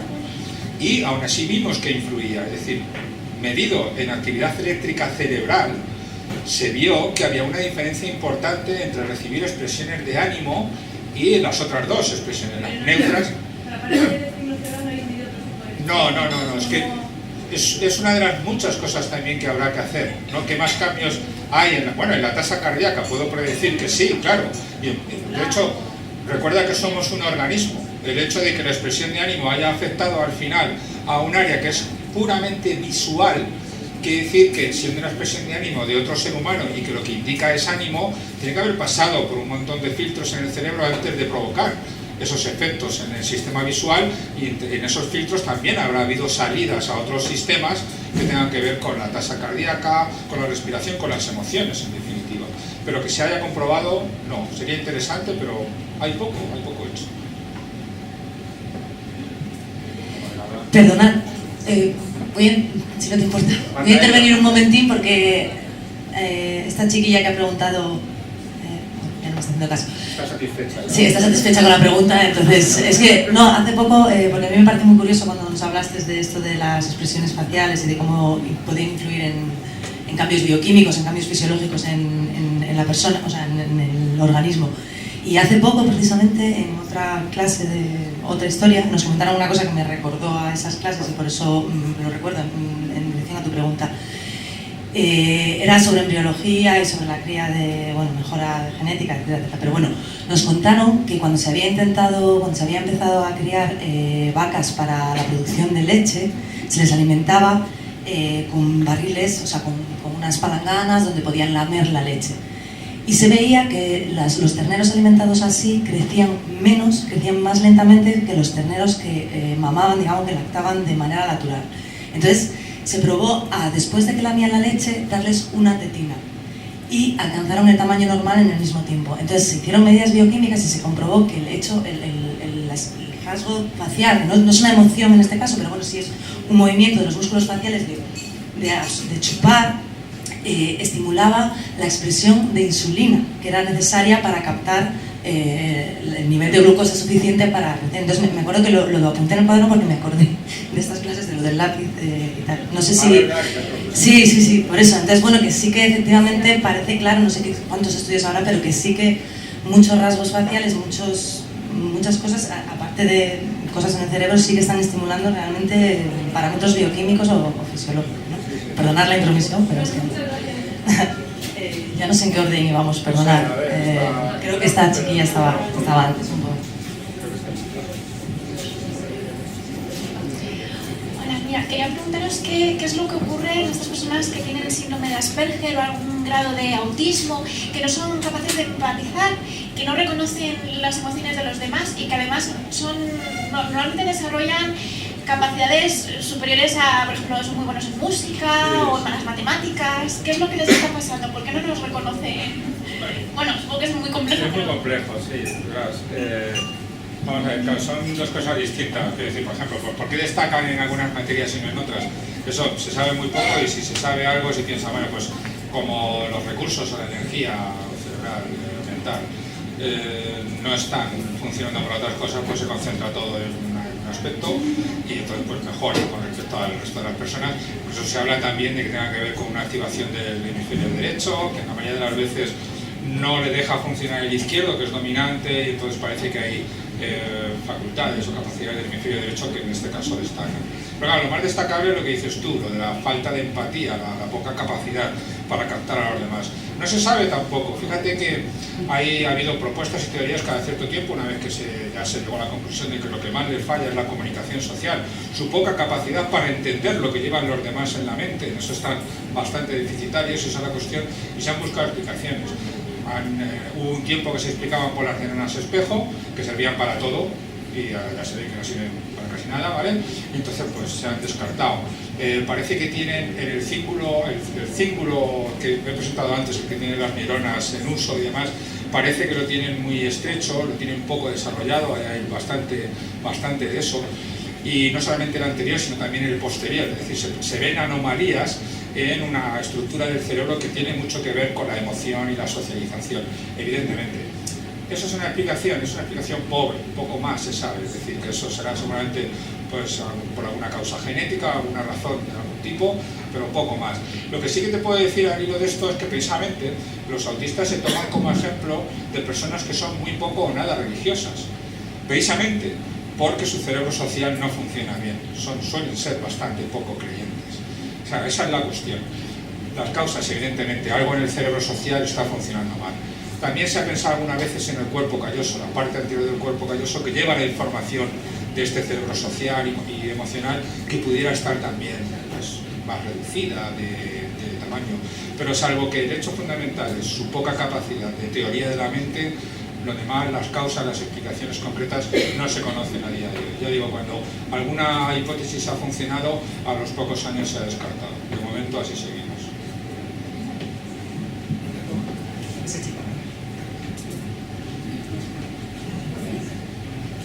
Con el micro, bueno. Ya que la cuestión de las vacas que comentaba antes, es curioso porque hay un Nature de hace un año más o menos que comentaba que las vacas que eran tratadas con nombres directamente Sinforosa, no sé, Romigilda, daban más leche que las vacas que eran tratadas así de forma más impersonal. Algo de eso debe haber cuando la carne de las vacas de Kobe cuesta un euro cada gramo, y es porque, aparte de con cerveza, las tratan con música y demás. Bueno, iba a hacer un comentario. Hay un matemático, creo que es ingeniero computacional, creo que es Andrew Fogg, pero vamos, no estoy muy seguro de ello, que hizo un algoritmo comentando que cada 5 años los ordenadores duplican su capacidad de procesamiento. Y según ese algoritmo, llegó a la conclusión que en el año 2023, no dijo si antes o después del programa de Mariló por las mañanas, los ordenadores adquirirían la misma capacidad de procesamiento de un cerebro humano. Entonces, ahí luego comentaba que podría darse tres escenarios, ¿no? De un plan Terminator, en plan de colaboración con los humanos, o que pasaran de nosotros los ordenadores y vivieran en un universo así. Mi pregunta es si eso es factible, es posible, y obviamente un ordenador, aunque cada vez los hacen más sofisticados, no tienen blanco de los ojos, no tienen muchos músculos de expresión. Es posible que sin todos esos adornos necesarios para la emotividad, simplemente por el hecho de alcanzar la capacidad de procesamiento del cerebro humano, pues adquiera pues algo que se parezca bastante a la inteligencia emocional y social de los humanos. Mira, fíjate, yo pienso que no es necesario ni tener expresiones emocionales, ni blanco de los ojos, ni nada. Lo que realmente hace falta para hacer algo, sea lo que sea, lo hagas bien, mal o peor, es emociones. Las emociones son el motor de todo. Precisamente nosotros, si hacemos algo, cualquier cosa que hagamos, siempre es porque hay una emoción más o menos intensa detrás de lo que estemos haciendo. El ordenador será muy capaz de hacer cosas, pero nunca jamás hará cosas por iniciativa propia si no tiene emociones. Esa es la cuestión. Las emociones, que todavía las estamos conociendo, pues llevan unos propósitos, unos objetivos, unas intenciones. Todo eso habría que metérselo a un ordenador para que el ordenador pudiera tomar decisiones por sí solo. Las dicen muy bien. Ya, de hecho, muchos de ellos ya, en test de Turing, muchos ordenadores, les cuesta mucho ya distinguir la máquina del humano. Sí, sí, cierto. Pero aparte del momento del test, para que una máquina se comportara o pudiera, como decías tú, ¿no? Déjanos vivir o decidir qué hace con nosotros y todo eso, tendría que tener emociones. Pienso yo, ahora que lo que dice el matemático, si en el año 2023 se podrá llegar a ese punto, yo no sé si ese año, pero sí pienso que se llegará en algún momento a poder emular en un ordenador, siempre y cuando metiendo todos los ingredientes, entre ellos las emociones, el comportamiento humano. De eso estoy convencido, todavía estamos lejos, pero es algo que se podrá hacer. De todas formas, no olvides que yo no sé muy bien qué tipo de información estaba trabajando ese matemático. Piensa en el ejemplo que he puesto antes de la columna cortical. Fíjate que la columna cortical llevan desde el 2008, creo, de una rata, de un ratón. Una columna cortical de la corteza motora es muy simple en comparación con otras columnas corticales, y aún así llevan desde el 2008 con microscopios de última generación metiendo los datos en el ordenador y todavía le faltan datos, quiere decir, y además el ordenador es una máquina inmensa. Quiero decir que quizás la estimación sea demasiado optimista para el 2023, pero oye, quién sabe si en el 2028, pero en algún momento se podrá hacer. Yo creo que sí. Éramos menos optimistas con el proyecto Genoma Humano y ahí está. Sí, esta mujer lleva un rato además. Mira, nada más te quería preguntar, que no he entendido muy bien lo de la sed, lo de si tienes mucha sed bebes menos agua, me he quedado dudando totalmente. Pues ahora voy a poner cara de felicidad, a ver si me entiendes. Mira, es muy sencillo. Cuando ha aparecido una cara de enfado, si el sujeto siente mucha sed, porque lo tiene que apuntar en un papel y se tiene que echar agua, cuando ha aparecido una cara de enfado, se echa, sintiendo mucha sed, poquita agua y bebe poquita agua. Pero siente mucho. ¿Tú no has oído nunca esa expresión de ahora como me he enfadado en el capitán no como las patatas? ¿No has oído eso nunca? O algo parecido. Ahora me enfado, pues no como. Pues eso es, ¿no? Eso es una expresión muy popular, pero eso es. Estoy enfadado. Ni tan siquiera el sujeto sabe que está enfadado, pues su cerebro sí ha reaccionado como si estuviera enfadado porque ha percibido la cara, y con ese enfado subliminal, el sujeto, aunque sienta mucha sed, se echa poquita agua. Y si siente poquita sed, se echa mucha agua. Es decir, lo que hace uno después de un enfado es lo contrario de lo que debería hacer. Si siente mucha sed, bebe poca agua, se echa poca agua y bebe poca agua. Y lo contrario Si está enfadado, no, bebe menos agua teniendo más sed. Bueno, es que no lo sé, eso ya son interpretaciones que los autores tampoco quisieron meterse en ellas. Ahí lo importante era la manipulación o la facilidad, en este caso, con la que tomamos las decisiones de una manera que no sabemos muchas veces por qué. O sea, ¿por qué teniendo poca sed he llenado el vaso y me lo he bebido todo? ¿Y por qué teniendo poca sed me he echado mucho? Bueno, en fin, no me estoy liando, ¿no? Y con la cara de alegría ocurría justo lo contrario. Si tengo mucha sed, me echo muchísima agua. Es todo. Tengo poca sed, pues no me echo agua. Es algo así. O sea, lo que veían es ese cambio de actitud solamente por la cara. Como es contradictorio con la de enfado y muy coherente, muy consistente, exageradamente consistente con la de alegría. ¿Ya has entendido?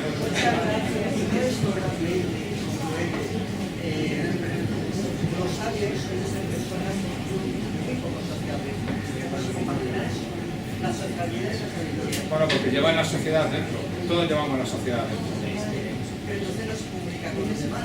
Bueno, no. Luego debemos seguir una cosa que dice mucho fuera, poco dentro. No, pero de todas formas los sabios muy sabios saben, y pongo por ejemplo los científicos, por lo menos de la época actual, incluso los filósofos en otras épocas, que si no interactúan con otras personas para contar sus ideas, no ya es que no vayan a ningún sitio, es que no reciben... Bueno, pero ahí estamos, pero ahí estamos ya en casos muy extremos.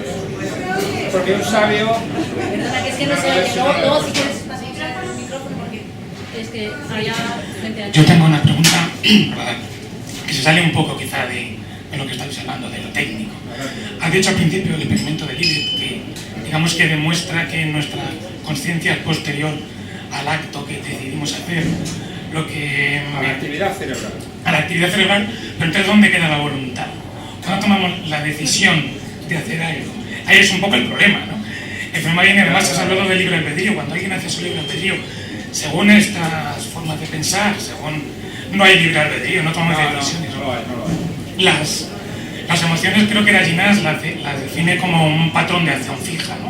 O sea, una respuesta refleja, un poco más elaborada que otras, con lo cual recibimos estímulos internos y externos, algunos la experiencia previa, lo que nos enseñan, y obramos como vamos a obrar, ¿no? Como dicen los deterministas. Dice, hagamos lo que haremos lo que haremos. ¿Qué dice ahí un poco? Es un poco lo que decía yo antes de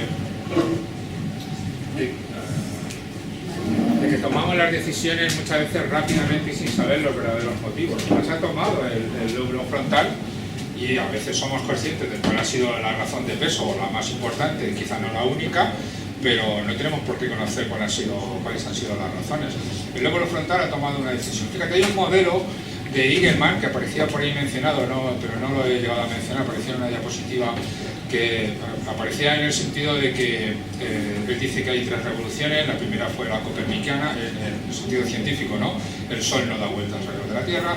Luego fue la darwiniana, no estamos hechos con una intención y un propósito, sino que somos fruto de la selección natural. Y la última es pues estas consideraciones sobre la conciencia y demás. Lo que dice Eagleman es que en nuestro comportamiento, en las decisiones que tomamos, y él ha trabajado mucho con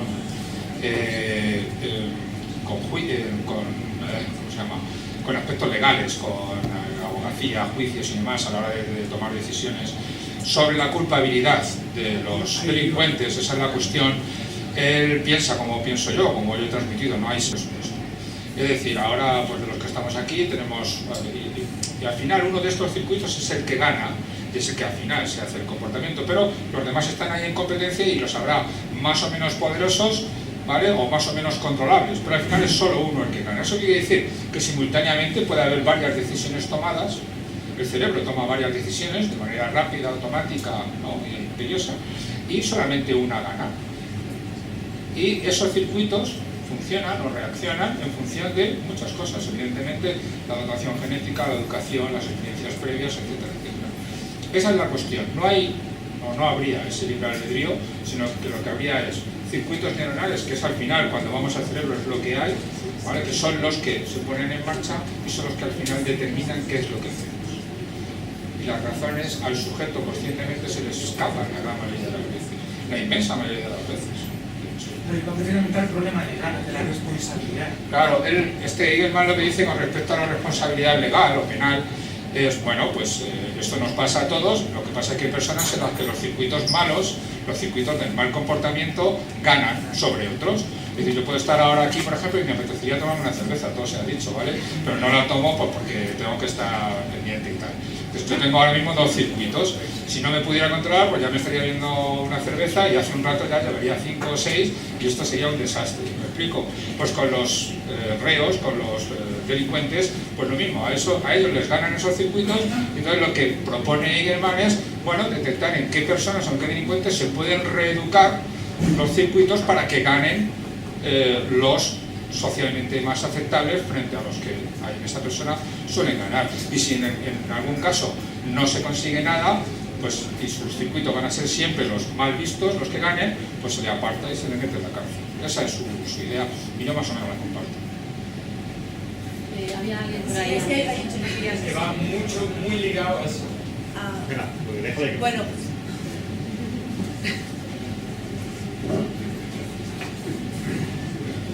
sí. Yo quería plantear la misma pregunta. Yo, hablando con otros profesionales, tengo entendido que esas mismas conexiones, cada vez que se activen, se hacen más fuertes, con lo que si tomamos malas decisiones, por lo que sea, estamos más susceptibles a que nuestro cerebro tome esa decisión. Entonces, también mi pregunta era hasta qué punto eso es reconducible. Yo trabajo en la educación y una de las cosas que empleo con mis niños es cuenta hasta 5, ¿no? Para reestructurar un poco sus pensamientos y a ver si otra conexión gane. Y yo también tengo mucho interés de ver hasta qué punto podemos fomentar ciertas conexiones y si es verdad que realmente se hacen fuertes cada vez que se repiten. Es decir, si yo me enfado y estampo el micrófono contra la pared, pues cada vez que lo hago estoy más propenso a hacer eso. Sin embargo, si soy capaz de reevaluar y reconducir eso, pues entonces, no sé, yo también... Sí. No, pero ahí hay un matiz. A ver, es cierto que cuando se repite el funcionamiento de un circuito se potencia, eso es la memoria, de hecho es la base de la memoria, ¿no? Lo que pasa es que igual que existen procesos de repaso automático e inconsciente, nosotros estamos repasando los contenidos de nuestra memoria durante meses o años, sin ser conscientes. Ahora mismo todos los que estáis aquí estáis repasando, y no lo sabéis, las vacaciones del año pasado. Bueno, el que haya viajado, el que no, tal, ¿no? Esa es la cuestión. Es decir, que repitiendo los circuitos se consolidan efectivamente, pero también existen fenómenos de inhibición a largo plazo. Es decir, cuando algo no ha funcionado bien o ha dado un mal resultado, imagínate que yo tiro el micrófono, como dices tú, a la pared, y la consecuencia de eso es negativa, porque me han mirado mal, me han castigado. Piensa también en el poder social, que lo he dicho aquí, es decir, emociones muy humanas como la vergüenza, la culpa, etcétera, etcétera, también son muy negativas, muy perniciosas, y se asocian a esa actividad, entonces ya tenemos una manera de no reforzar ese circuito. Es decir, que tiene muchos matices eso. No por repetirlo se consolida, sino muchas veces al repetirlo la consecuencia es negativa y por lo tanto el cerebro ya toma los ajustes para no volver a repetir ese circuito, que es muchas veces lo que los programas de reeducación intentan hacer, ¿no? Consolidar circuitos alternativos aflojando los circuitos que son perniciosos. Esa es un poco la idea. Es decir, sí, repetir, pero también hay que decir que es un poquito más complejo. Ahora, me alegro eso de la educación. Yo doy clases en una facultad de educación y yo insisto mucho en la importancia del cerebro en la educación, muchísimo. O sea, que me alegra que... que digas. Está María también, pero yo es que mis circuitos no van muy bien. Pues me alegro. Un grupo social no deja de ser un conjunto de individuos, cada uno sin voluntad, que interaccionan. Si todos nos regimos por nuestras emociones, y estamos todos aquí regidos por nuestras emociones, aunque interactuemos, al final no dejamos de hacer lo que íbamos a hacer. Nadie puede influir en otro porque está influido a su vez por lo que venía influido. Bueno, esto es como todo, hay diferencias individuales y habrá gente más influyente y gente con más facilidad para ser influidos. Todos somos influyentes e influidos, las dos cosas a la vez. Habrá quien sepa separarlo y quien no. La gran mayoría de la gente es más vulnerable e influenciable de lo que normalmente creemos. Y de hecho, precisamente por eso nos vence la propaganda, o nos vencen los líderes, en la política pasa mucho esto. Es decir, somos realmente más susceptibles que intelectuales o racionales. Esa es la cuestión. Y en el grupo, además, funciona la cosa muy bien.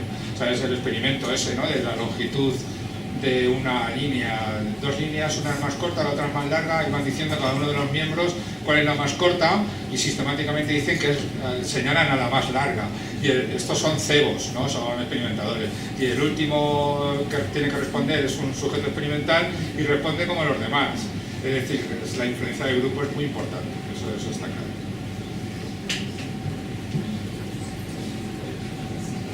Muy buenas. Lo primero que quería era felicitarte mucho por la conferencia. Gracias. No habrá sido el No. Antes te he oído decir que realmente somos seres sociales, que realmente, por eso tenemos el blanco en los ojos e intentamos socializar. Nuestro cerebro es un cerebro social. Y yo te quería hacer una pregunta. Si realmente somos seres que necesitamos y estamos creados para esa sociabilización, porque a lo mejor culturas como la japonesa, cada vez los individuos están menos sociables, te quiere decir, están más separados los unos de los otros. Eso es como una especie de involución, quiere decir. El que a veces estemos cada vez más solos y más separados del conjunto, ¿no va en contra de lo que nuestro cerebro está preparado para ello? Sí, no, evidentemente habrá muchas situaciones que sean forzosas para el cerebro humano, eso no te quepa duda. Yo no creo que los japoneses sean en ese sentido especialmente más solitarios que nosotros en una ciudad pues como Madrid o Nueva York, imagínate. Hay muchas cosas para las que el cerebro no está realmente preparado. Siempre dicen, no, nuestro cerebro está preparado para la sabana y en un grupo de 150 personas máximo y poco más, ¿no? Y hay muchas situaciones que son artificiales en el mundo actual, sea en Japón o sea aquí. Claro, eso es verdad que dentro de las diferencias individuales y la flexibilidad del cerebro, en algunos casos se soportará o se aguantará mejor, pero en otros no. De hecho, muchas enfermedades como la depresión vienen en parte por este tipo de situaciones para las que no estamos tan naturalmente preparados. Pero situaciones artificiales, evidentemente. Es decir, nunca nos hemos movido en coche o en caballo. Tenemos flexibilidad para adaptarnos a estas cosas, pero todo tiene un límite. Y ya te digo, yo no creo que en Japón sean más individualistas. Fíjate, los chinos, el experimento que salía ahí, que es una cultura muy parecida a la japonesa, bueno, la japonesa es originariamente de China, precisamente los chinos, su concepto del yo es más, como decía antes, más amplio que el de los occidentales, e incluso coincide, se solapa con cuando habla de conceptos de su familia. Es decir, en el concepto del yo de un chino, según el experimento, que no lo he hecho yo, está metida también la madre y el padre, forman parte de uno mismo. En los occidentales esto no ocurre. Yo soy yo y mi padre es mi padre, mientras que los chinos yo soy yo y mi padre es también yo. Es algo así. O sea, fíjate que no son tan individualistas, pero evidentemente hay diferencias culturales. Sí, sí, sí.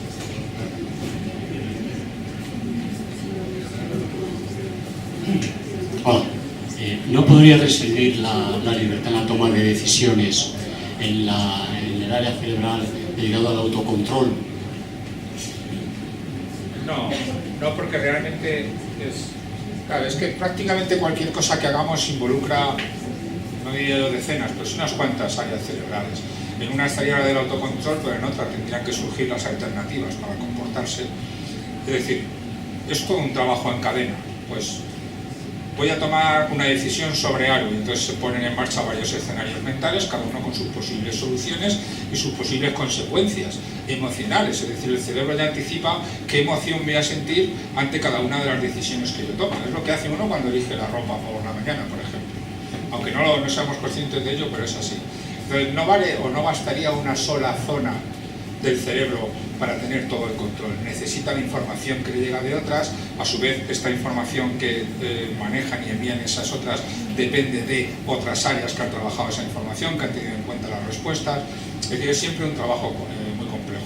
Fíjate que está muy de moda ahora en neurociencia hablar de que tenemos que alejarnos de esa frenología que hay mucho en neurociencia, en el sentido de pensar de que áreas del cerebro concretas para esto, como para el lenguaje, o para la memoria, o para tal. Hay que salir un poco de esto y pensar que realmente es un sistema. En realidad, la mayoría de los experimentos que se hacen, todo el cerebro está activado. Son solamente algunas zonas las que destacan, pero han estado trabajando todas, esa es la cuestión. Entonces, muchos de los resultados hablan de cuál ha sido la más destacada, pero nunca la única que ha participado. Esa es la cuestión. Siempre es un trabajo complejo.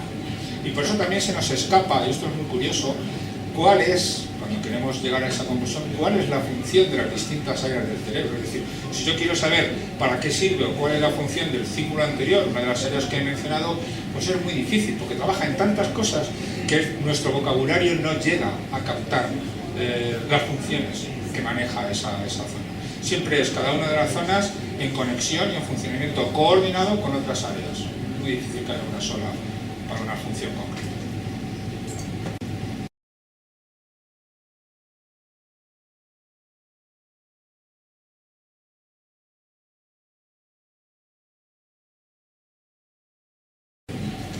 ¿Puedes acercar un poquitín?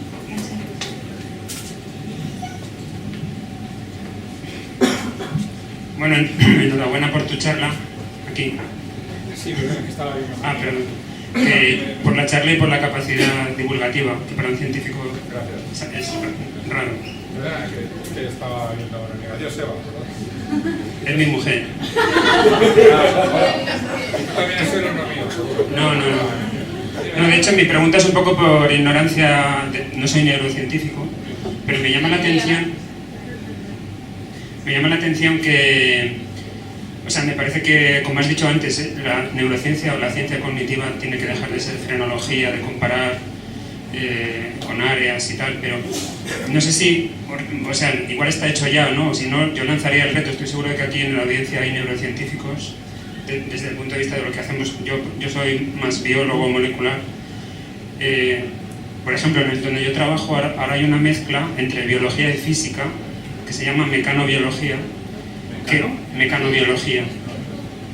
realmente, o sea, ha tenido que haber, hace 20 años la mecanobiología no existía porque los físicos y los biólogos no nos entendíamos. Se han tenido que acercar posturas. Entonces, yo no sé si vosotros, los neurocientíficos, los psicólogos, podríais hacer lo mismo con biólogos moleculares, porque yo creo que quizás es el paso que falta para realmente avanzar en lo que está detrás de todo lo que nos has contado, ¿no? Lo creo, totalmente. Estoy totalmente de acuerdo contigo. Sí, de hecho, cada vez dicen, bueno, está de moda, pero es que es necesario que haya realmente equipos interdisciplinares. No hay una persona que pueda abarcar la profundidad de conocimientos de todas las áreas que son necesarias para para responder a muchas de las preguntas que se hace la ciencia. Eso es el problema. Fíjate que yo, por ejemplo, estoy metido en un centro de evolución y comportamiento humanos con la idea de comprender o de intentar entender y contribuir a cómo ha sido la evolución humana. Y ahí estamos psicólogos, biólogos, geólogos, biólogos, hay de todo.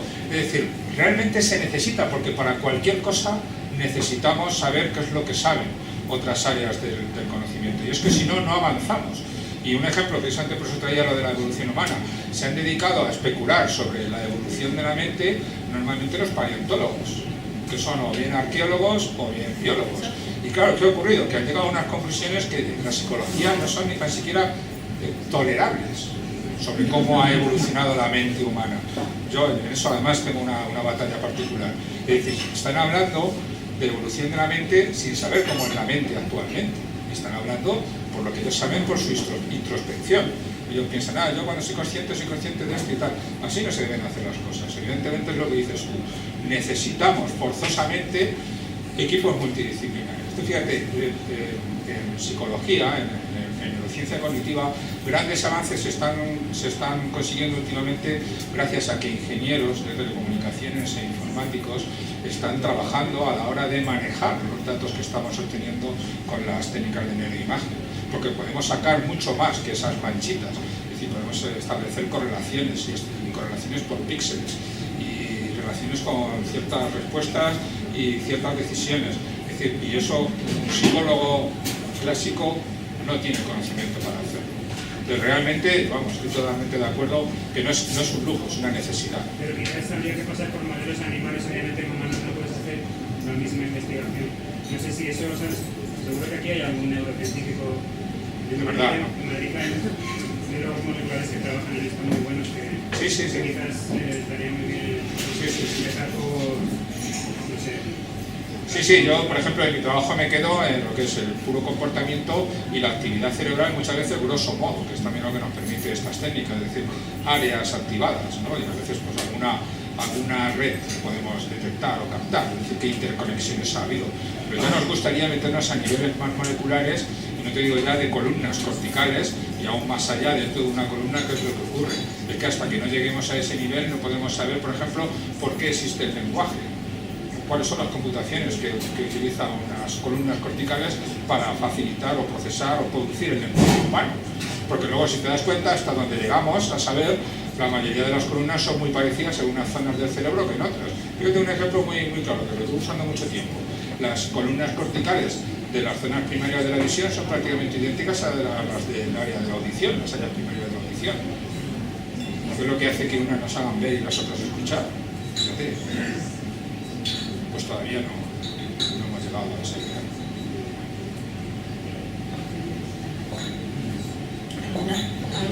¿Alguna pregunta más? La última, no puedes copar el micro, hija. Está despedida, Carmen. Como siempre. Nada, una tontería. Si hubiera que especular y apuestos a especular en cuanto a un hito concreto de nuestra especie, donde realmente iniciamos el camino de diferenciación de la mente sobre el cerebro y sobre, digamos, los primatos superiores, ¿apostarías, por ejemplo, por el bipedismo? ¿Apostarías, por ejemplo, por el desarrollo de helioides en el aparato fonador, en lo que sería el inicio del habla? ¿Cuál sería tu apuesta? No sé, yo creo que ya, de hecho me lo he hecho esta pregunta muchas veces.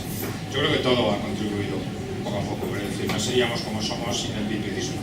Y entre otras cosas, fíjate que sencillo, pues porque los animales cuadrúpedos no pueden respirar igual que nosotros. Su carga respiratoria sobre los pulmones es les dificulta utilizar el habla como lo usamos nosotros. Es decir, todo ha contribuido un poquito.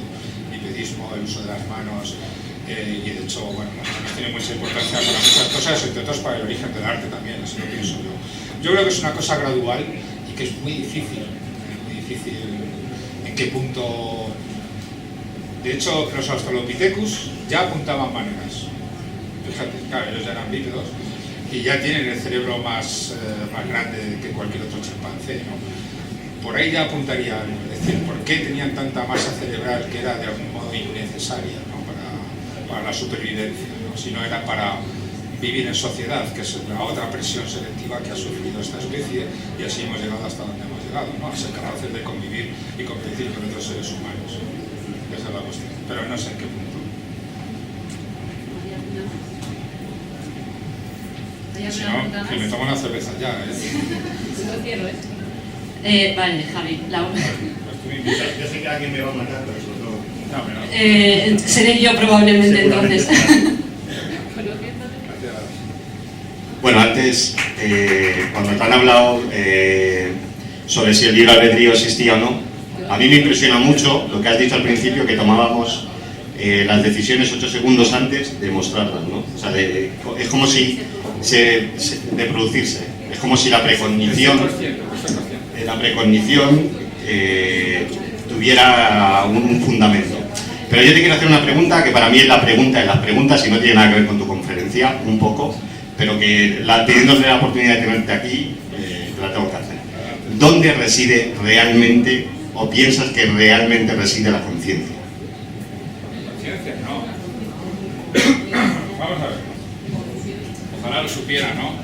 Venía a hablar de la verdaderamente humana, no de la conciencia. Bueno, vamos a ver, la conciencia, la sensación subjetiva mental, la mente, lo que llamamos la mente, eso es algo que se produce en cuanto, es lo que dicen los expertos que trabajan en conciencia, ¿vale? En cuanto que una red inmensa de neuronas funciona síncronamente. Y parece que es algo que viene dado.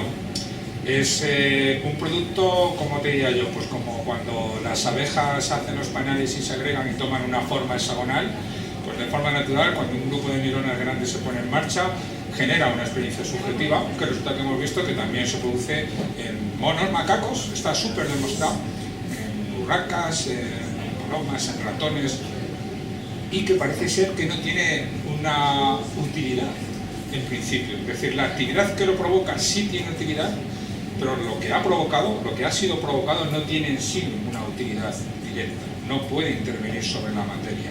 Es la materia la que seguirá funcionando. Entonces, la conciencia no tiene un lugar, es evidente que está entre las dos orejas, que está en el cerebro, eso seguro, cuando se genera. Aún así, algunos expertos, fíjate, Christoph Koch, que trabajó con un premio Nobel que pensante que descubrió la doble hélice del ADN, ¿cómo se llamaba? Crick, ¿vale? Que se metió a estudiar la conciencia, exactamente. Bueno, perdonad, es que ya a estas horas. Bueno, pues les llega la idea fíjate, pues incluso puede que Internet, lo dice él, no digo yo, o sea, no tenéis conmigo, que puede que Internet en un momento dado puede llegar a desarrollar conciencia. O sea, con eso te digo todo. Y él es el que lleva años trabajando en la conciencia y está ahora trabajando en ella en ratones. Lugar, cualquier red de trasiego de información inmensa y bien comunicada y activada a la vez podría generar este fenómeno que es la conciencia o la subjetividad, y ahí está. Eso es mi nombre.